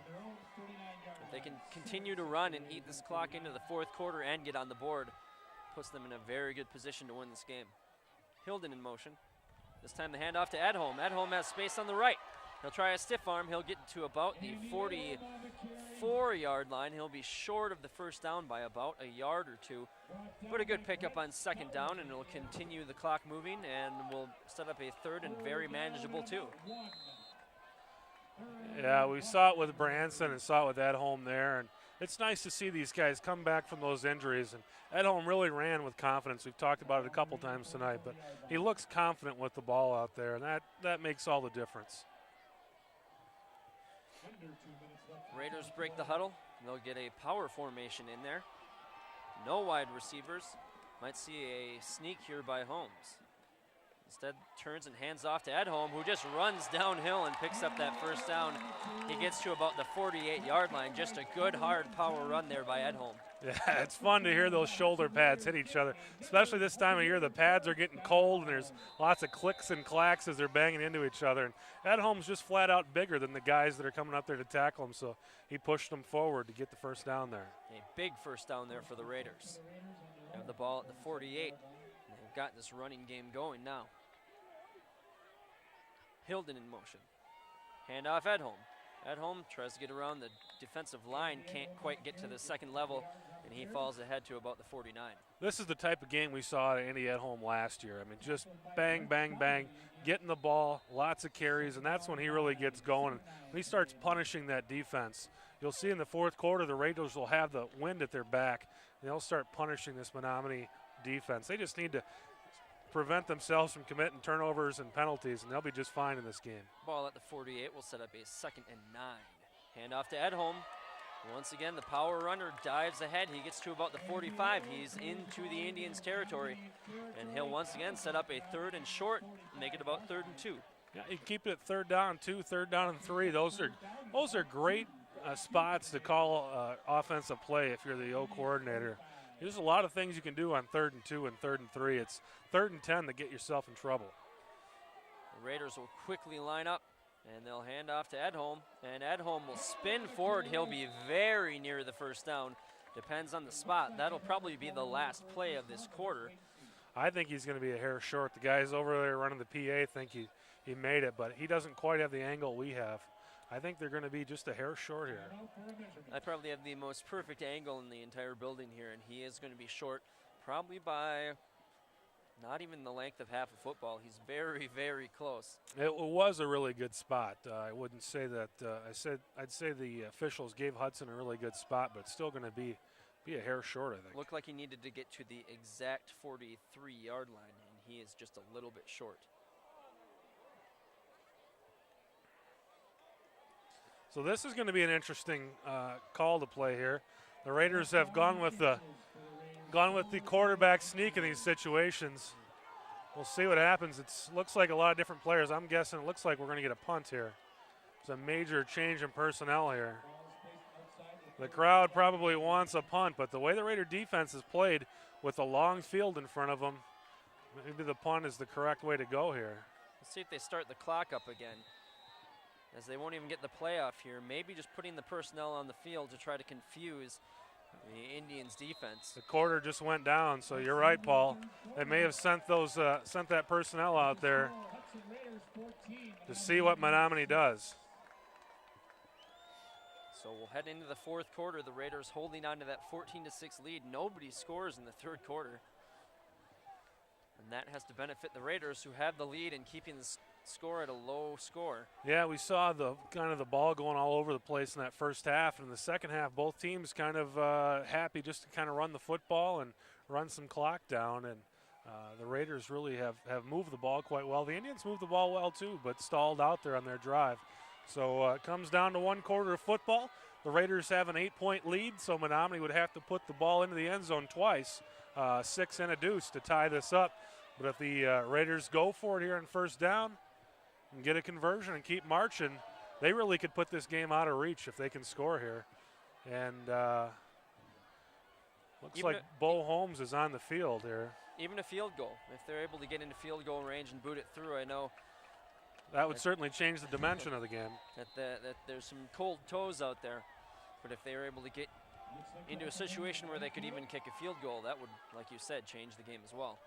Maybe see an attempt for a hard count here, as there's a big formation. And Bo Holmes doesn't like it. Call a timeout. I'm guessing that they were thinking quarterback sneak, and every single player for the Indians defense was right up against the line of scrimmage. And Bo Holmes may not have had the stomach for that one. He's decided to call a timeout, and probably wisely so. This could be the biggest play of this football game right here. And I thought maybe the timeout would bring the punt team on the field, but the personnel has not changed. They are going to go for it, but like you said, maybe just looking to see how the tackles were lined up to see if you could get a quick snap and get in there, or maybe even just an attempt at the hard count as well. Yeah, the way the Raiders rushed the line of scrimmage there, I thought they may just get up there and snap it silent and go for the first down right over the top there, but they got up there and Bo Holmes saw something he didn't like, and took his time, and I think they put a man in motion there to see what would happen, and nothing happened, so they called the timeout. So we've got the entire fourth quarter left here, as this next play will be the first of the fourth quarter. Raiders up by 8. Of course, that missed extra point still looming over the Indians. Even if they score a touchdown, they're going to have to try to get the 2-point conversion. And the quick quarterback sneak. I think he's got it. So there's that silent count. Picks up 2 or 3 yards on that play. I think that's a no-doubter. And that will continue the Raiders' drive. That was just an incredibly pivotal play, because if the Indians are able to put a stop to that drive, they only have to go 55 yards to the end zone. And instead, the Raiders working with from the 42-yard line and look like they're able to take charge here. They're moving the ball quite well. Raiders continuing to work that clock as well. Holmes in the shotgun. Man in motion is Hilden. Handoff at home. At home gets tackled after a gain of maybe 1. So good job there by the Indians to get some penetration and wrap up Edholm at the ankles. We saw it earlier. You don't want to go shoulder to shoulder with Edholm. You want to get him down low, and they bring him down after a gain of 1. He's been putting some hits on the linebackers and the DBs. When he gets to that second level, whoever tackles him from there is getting punished. Down to 11:15 left in the fourth. Clock is definitely something to keep an eye on at this point. Raiders with that 1-score lead.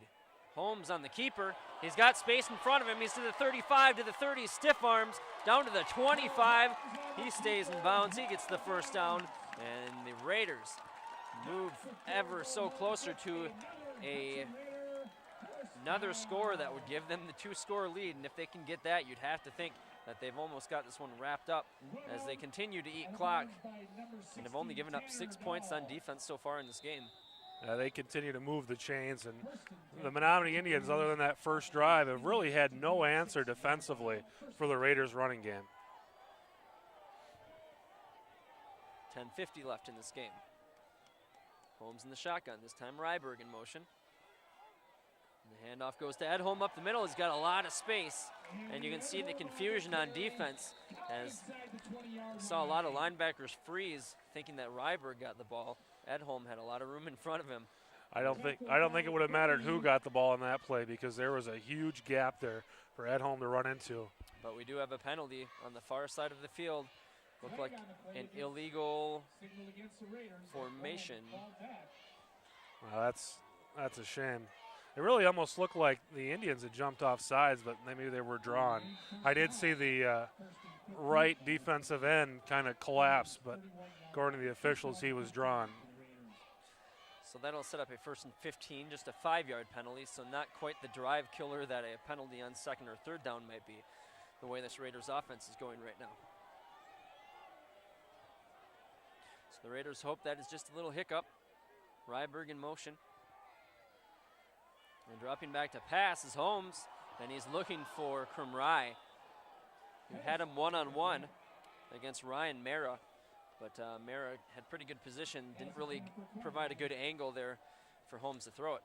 Yeah, it just seems like just a 5-yard penalty, but really it took a 7-yard runoff there. So it was really about a 12-yard penalty, and it takes you from 2nd down and 3 to 1st and 15, and now 2nd and 15. It's a little surprising to see them get away from that run game that has been so successful. Now it sets up that 2nd and long, like you said. Ryberg in motion again. Fake the handoff to Edholm. Holmes will keep it, and he'll turn it upfield. He'll get to about the 25. He might have lost the football. Menominee's jumping in there like they have it. Indians say they have it. No word yet from the officials. There's got to be just a brawl under that pile right now. Indians still saying they have it. And the Raiders look like they got it back. They did. So the Indians signaling may have just been a war chop. Sometimes they just try to help the officials out a little bit on those plays, you know. Give them a little sound advice. Or maybe they were listening to their fans. Those fans have been really tough over there tonight. So 3rd and 15. So even though they didn't get the fumble, opportunity here for the Indians to make a big stop. Branson in motion. He'll get the handoff again. He'll turn it upfield. We have another flag on the play. He's going to get down for the 1st down inside the 10-yard line, but there's a flag, and that is once again in the area of offensive holding. We're going to have a hold. We're going to have a hold. That's going to come back. And week after week, penalties continue to go against the Raiders. I really like that call there on 3rd down to run the football. They were in 4-down territory anyway. Really nice play call, but unfortunately, just that penalty puts a stop to another big gain from the Raiders. So the hold will have the ball marked back to the 36, and this will set up a 3rd, a very difficult 20 yards. Yeah, there's not a whole lot of plays with 3rd and 20. We talked about 3rd and 2 earlier tonight, how nice of a down and distance that is, but 3rd and 20 is difficult. The way that the Indians' offense has responded when they've had a long field, you'd have to expect that if the Raiders don't get the 1st down here, you'll definitely be seeing a punt. Holmes drops back to pass. He's getting pressured. He eludes it. He's looking downfield. He has man open at the 23-yard line. He caught it. It's not going to be good enough for a 1st down. I think what a big gainer. They can go for it from there, though. That was to Davey Branson. So great play there by Holmes to elude the pressure. He was getting blitzed. He had 2 men in the backfield ready to take him down. He was able to get away from both of them and complete that pass to Branson. And now it looks like we're going to have a Dennison field goal. out there. 40-yard field goal attempt here. Wind at his back, but this is a long field goal attempt. And this would be huge. Straight on kicker. Dennison puts it up. Looks like it's going to be short and to the right. So Dennison can't nail it through. And the Indians stay alive here. 8:13 left in the 4th. They're still down by 1 score.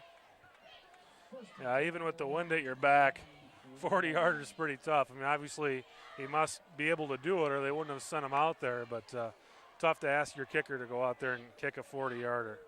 That'd be one of those points of contention if the Raiders end up on the wrong side of the scoreboard. Maybe one of those points you look at and say maybe they should have gone for it, but well, of course we're not the ones to second guess here. I don't think they would have sent him out there if he hasn't been able to make one in practice like that.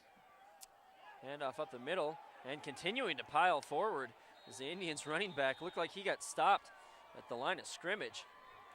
He just continues to punish his way forward. That was Matthew Pearson on the carry. And a good pickup on 1st down.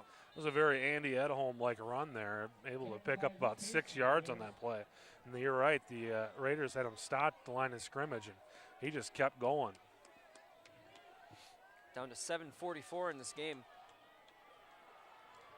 One wide receiver to the right.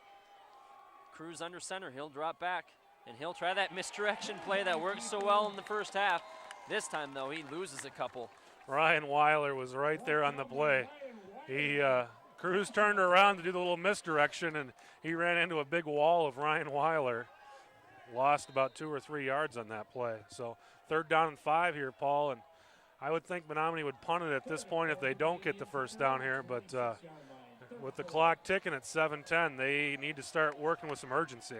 3rd and 4, number 1 offense in the conference versus the number 1 defense in the conference. Raiders looking to live up to that name. The pass to the right, actually that's to the left, and that is complete for a first down. Very nice looking pass play by the Menominee Indians. And we talked about it a little earlier. Cruz looks really comfortable back there throwing. He looks like a guy that's thrown the ball around. He doesn't get happy feet, and that was a situation that was pretty big for the Indians. They needed a first down, and Cruz put the ball right in the money there. 6:55 left in the 4th. Raiders clinging to that 8-point lead. Cruz will hand it off up the middle.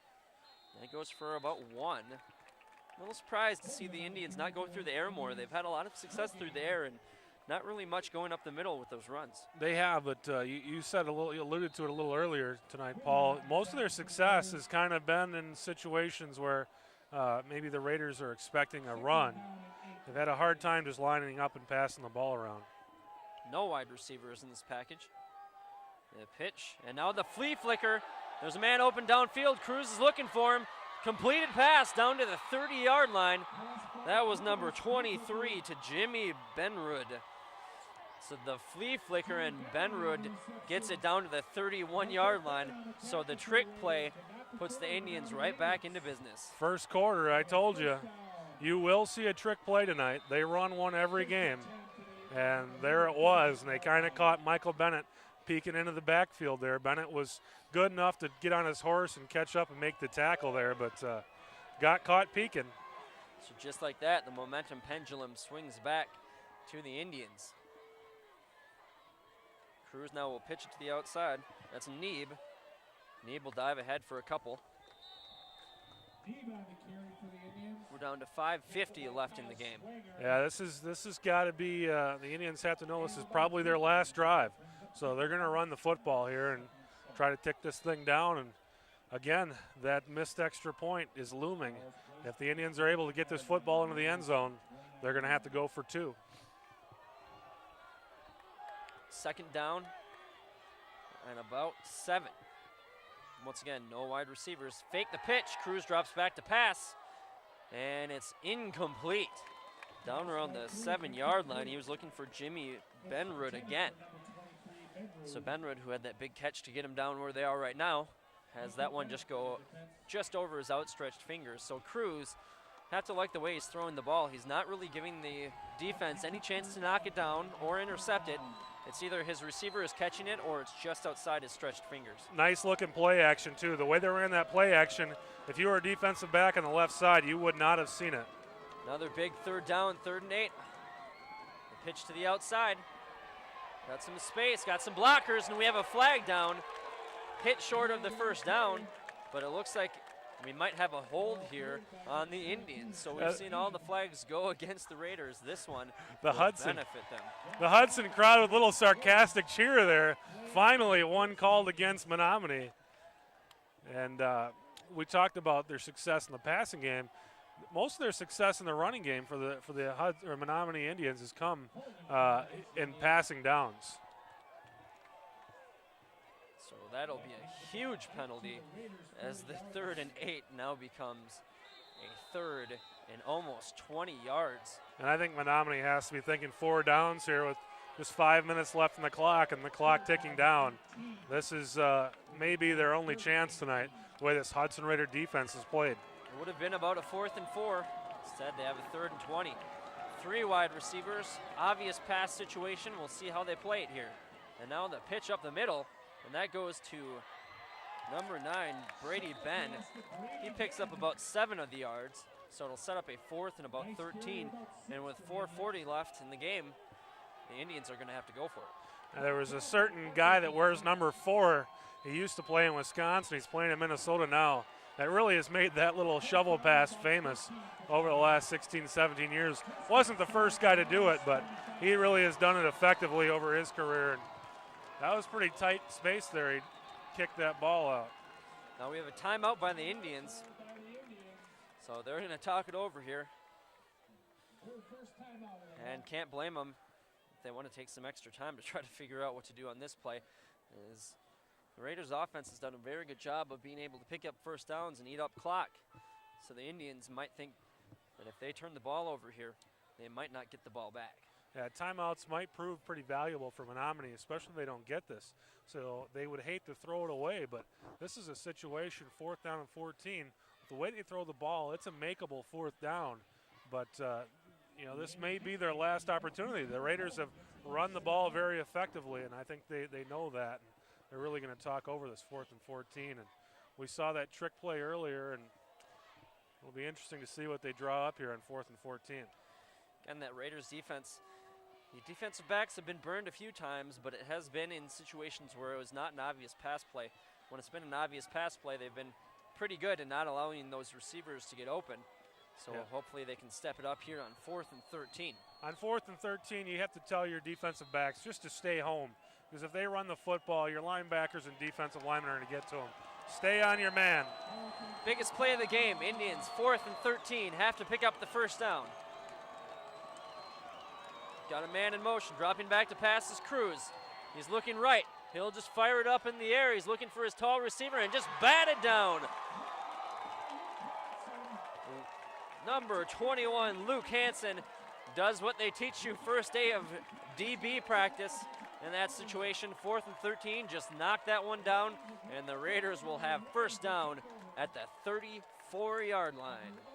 Well, that was a huge play with 2 timeouts here for Menominee. If they can be successful on defense, they're going to be calling timeouts, so it's pivotal. It's key here that the Raiders able to run the football here and start running some clock. 4:15 left. Raiders up by a score of 14-6, and Branson will Holmes will dive ahead. Maybe picks up a yard. Actually, they'll spot it right at the line of scrimmage. So it'll set up a 2nd and 10, but the clock continues to run as we're under 4 minutes now. Yeah, not sure what Menominee's waiting for here to call a timeout. This would be a really good spot to call a timeout. Maybe waiting to get to 3rd down before they use one of their remaining timeouts. Branson in the shotgun. Hilden in motion. He'll stop behind Holmes. Hilden gets the carry. He dives ahead to about the 41. And that'll set up a 3rd down and a manageable 4. Oh, they'll spot it back to the 40. Still about 4.5. We're down to 3:20 left in regulation. And again, Menominee not calling a timeout. So that clock is ticking, and if you're the Hudson Raiders, you just take your time in that huddle. Run some more clock. I'm not sure why they're not calling a timeout here. You want to call a timeout when the other team's running the clock. We're down to the 3-minute mark. Branson in the shotgun. Man in motion is Ryberg. Ryberg lines up behind Holmes, and now the carry by Edholm. He dives ahead, does not pick up anything. And still no timeout called. Yeah, not sure why they're not calling a timeout. By the Indians. They have 2 left. Instead, they're letting the clock run down. The Raiders will be able to get this inside the 2:20 mark before they punt it. Yeah, you just let this clock run. I'm really pretty baffled here right now. Ryberg back for the punt. Right at that 2:20 mark, he gets it. He'll punt it away, and just happy to get it off as he got blocked earlier. And then a huge tackle on special teams. Taken down immediately by number 58. That is Derek Widmeyer. Widmeyer had that big hit in the 3rd quarter. And wow. That was Swanger, number 50. There is no reason for him to be able to make that tackle. It seems like a broken record for me, but this Raider football team is the best tackling high school football team that I've ever seen. I mean, they don't miss tackles. So it's crunch time here for the Indians. They're down by 8. There's only 2:12 left. They've got 3 wide receivers split out left, and that's the way that Cruz will look. He fires it deep left. He has a man behind the defense, but incomplete. So up a 2nd and 10. Of course, that missed extra point looming large. Even if they score a touchdown, the Raiders defense, which has come up with big stand after big stand on the 4th and shorts. would be pretty much faced with what is the equivalent of a 4th and short if they got to the 2-point conversion situation. I just assumed that not happen. Let's just avoid that. Spoken like a truly cold announcer. The pass over the middle, and the receiver was not even looking at that one. Yeah, he was looking at big number 45, Arthur Vincent, who's putting some licks on some guys all season long, and that time he pretty much caused an incompletion just by standing there. 3rd and 10, 2:02 left. Well, maybe this is why Joe Labuda didn't call a timeout. He figured he was just going to throw the ball downfield. Didn't need any timeouts. 2 wide receivers. Cruz under center, he drops back, he's looking left, he'll fire left, and incomplete. And these passes have not even been close. So Cruz, who has been throwing peas all game and making pretty good throws, even on the incompletes, has not really been that close on this drive. He hasn't been as sharp as he has been all game here in this drive. Kind of looks like a guy who may be a little bit rattled. 1:59 left. But this could be your game right here. As the Indians are down by 8. It's a 4th and 10. And they call a timeout. So this will really be the game if they're unable to get first down here. Yeah, the crowd stomping their feet, everybody up and ready to go here for 4th down and 10. And I don't know, it's not, the game's not over yet, so I don't want to jinx anybody here, but it had been 25 years since Hudson beat Menominee last season when they went on Menominee's home field and beat them 26-7. And tonight it just seems like to me that the Raiders are walking around like they're the better team. They're walking around like they expect to win. And that's not something Menominee has faced in a long time. This team has dominated the Big Rivers Conference over the last 15 years. Now the last 2, they walk onto the field against the Hudsons and the Chippewa Falls, and the guy on the other side of the field feels like they should win. And they haven't had that for a long time, and it's really interesting for a guy who's kind of followed this conference over the last 10 years to see how much this conference has changed over the last couple of years. So play of the game, 4th and 10. The Indians trail by 8. We'll have to see what they draw up here after that timeout. 2 wide receivers. Cruz drops back. He'll pump fake right. He's looking left. He's got a man open. Complete for the first down. Game stays alive for the Indians, and a very nice pass as he throws all the way across the field for the completion to Austin Barron, who gets out of bounds at the 44. Well, that was a play that Menominee could have kind of just packed it in and went home, but like an old prize fighter, they got themselves off the mat and are back in the football game here at the fresh set of downs, almost at midfield on their own 43-yard line. 1:52 left in the game. Clock is currently stopped. Cruz with the pitch, and now the reverse, the double reverse, back to Cruz. He's looking downfield, he has a man open, and it's intercepted! Michael Bennett with the interception at the 30-yard line, and that will more than likely be your ball game. Michael Bennett, who's been huge all year, gets another interception, and that could bury the Indians. Get a score. We're checking on a score. We've got the Eau Claire Memorial Scouts behind us right now. We're trying to get a score. Eau Claire Memorial, next week's opponent at Rice Lake. They were trailing 7-6 at the half.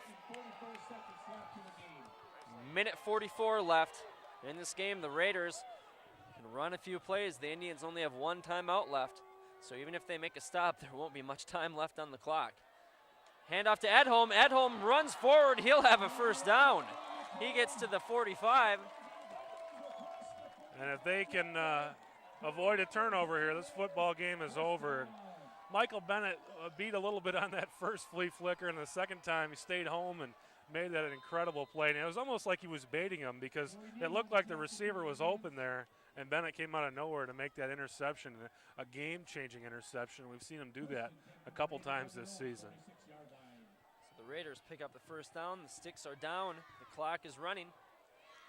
We talked about the prize fighter. Well, maybe Bennett pulled a little rope-a-dope there and made it look like that receiver was open, and he wasn't. Now the victory formation. And now Menominee calls a timeout. And Nope, the it's Hudson. Raiders have called a timeout. The clock had pretty much ticked down anyway, so, I mean, it's not like they lost an opportunity there. But we just got a score from Rice Lake, and it appears that Rice Lake has defeated Eau Claire Memorial. We talked about the conference changing over, where Eau Claire Memorial has struggled the last couple of years. Came into this week tied with the Raiders, 3-1, second in the conference, part of a three-way tie. And things were looking up over there in Old Abe territory, but they fall tonight on the road to Rice Lake. So if things stay the way they are and the Raiders are able to hold on to this ball and not turn it over and close this football game out, the Raiders will go into next week's game with Eau Claire Memorial 4-1 in conference, Eau Claire Memorial 3-2. And Raiders with their destiny in their own hands. 1:11 left. And with that first down, the Raiders should be able to just kneel out this game, even though the Indians have one timeout left. We'll have to see if they even decide to exercise it. I'm guessing they will, but I've been wrong a few times before. There's the kneel down. But a really nice showing for Eau Claire Memorial, who really has struggled over the last couple of years to open up the season 3-1, and they're feeling a lot better about themselves. I think maybe a lot of teams kind of counted on both those Eau Claire schools as almost an automatic victory, and Eau Claire Memorial has shown this season that they're no automatic victory. But unfortunately for them, they go up to Rice Lake and lose. But really, this Raider team, with their destiny in their own hands, they are now, well, if they can hold on to this ball, 4-1. Menominee will be 4-1. Chippewa Falls, we're assuming that they're going to win tonight. They're going to be 4-1. But the Raiders, with victories over both Menominee and Chippewa Falls. So if the Raiders can close out this season with Eau Claire Memorial and Eau Claire North, two teams that are very beatable on the schedule. Eau Claire North with just one victory all season long. The Raiders are in the driver's seat here to win a conference crown, and if they can continue their ways and continue to play the way they are tonight, they should have a home football game for the playoffs, and that's something we haven't seen for a long time. Barring any horrible mistakes here, this will be their fourth game of the season in which they've allowed 10 points or less.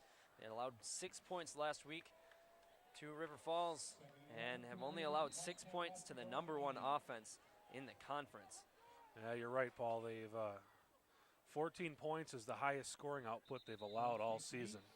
They cover up well on defense, and tonight, even though they only have 14 points to show for it, they've run the ball very effectively, looked very good on offense. Menominee is a pretty stout football team as well, and they've shut out a team earlier this year. They won 35-0 Eau Claire North and only gave up 7 to River Falls. They have given up some points to some better teams, but they're no slouch on defense as well. But definitely a changing of the guard. The Raiders, again, last season, their 26-7 victory over Menominee was the first time they beat this Indian football team in 25 years, and now back-to-back victories over the big bad wolf of the conference. So maybe the Raiders will become the big bad wolf. They can keep playing the way they did tonight. Very, very impressive game for the defense. They did allow a lot of yardage, and I know offensive ranking is determined by yardage and not necessarily points. And the Indians, they got their yards, but the Raiders' defense really stepped up when they had to. Yeah, I would say the Indians have put some points on the board this year, though, too. They had scoring outputs of 42, 27, 35, 34. They score points as well, but they moved the ball, and then the Raider defense slammed the door shut. And we've alluded to it a couple times tonight. The only score that Menominee was able to put on the board, they got the ball on the 20-yard line. They only had to go 20 yards to score. Yep. So anytime they had to go the full distance of the field, they were not able to put any points on the board. So very, very impressive showing by really both parts of this Hudson Raider football team. And apart from some of those penalties that have hurt Hudson throughout the season, apart from those penalties and that blocked punt, this is about as flawless of a football game as the Raiders have played all season. 4 seconds left. The Raiders line up in the shotgun. 4th and 20, and Bo Holmes is just going to run around with the football, then probably throw it out of bounds, I would guess is what you're going to see here.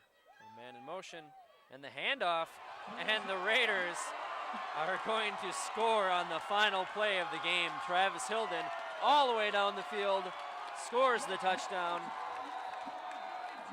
And the Raiders, on the final play of the game, make it a 20-6 game. And there's the Gatorade on Coach Coles. A somewhat risky call there on 4th down and 20 with 4 seconds left, as there was a decent chance he could have gotten taken down with 1 second left. Instead, he houses it, and the Raiders end up with a 20-6 victory. They won't even bother with the extra point. Yeah, that was more than interesting and more than risky. That was mind-blowing, a play call there on 4th down and 20. And a lot of things could have went wrong on that play. that is going to go in Joe Labuda's little file, I can guarantee you that. Yeah. He does not like that type of stuff, and they've fallen from grace a little bit over the last couple of years, but you don't want to tug on Superman's cape even when he's down a little bit. But certainly a play that got the crowd on its feet. Nothing more than the crowd likes to see a big play and kind of a in-your-face type of play. Keep in mind, it was only about 3 or 4 years ago that Menominee came to this field 4 years ago and beat the Hudson Raiders 55-0.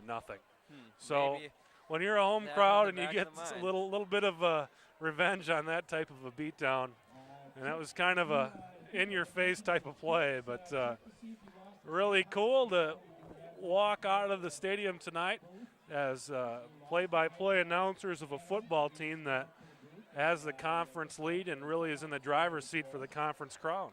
Quite the exclamation point at the end of the game to really bring home the victory. Travis Hilden ran about 70 yards for the touchdown there.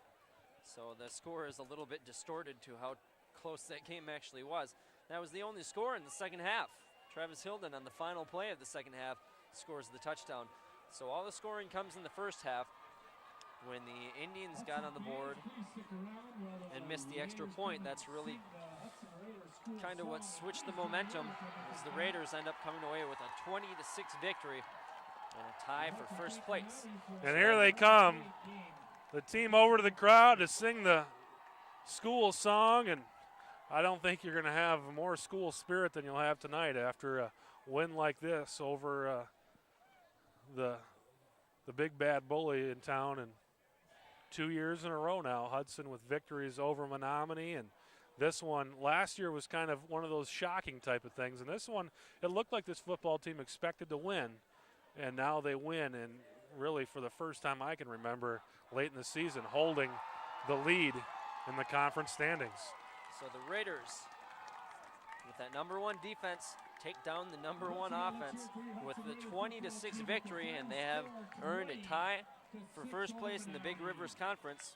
Coming up next week, they will take on Eau Claire North as they continue to march towards a Big Rivers Conference championship.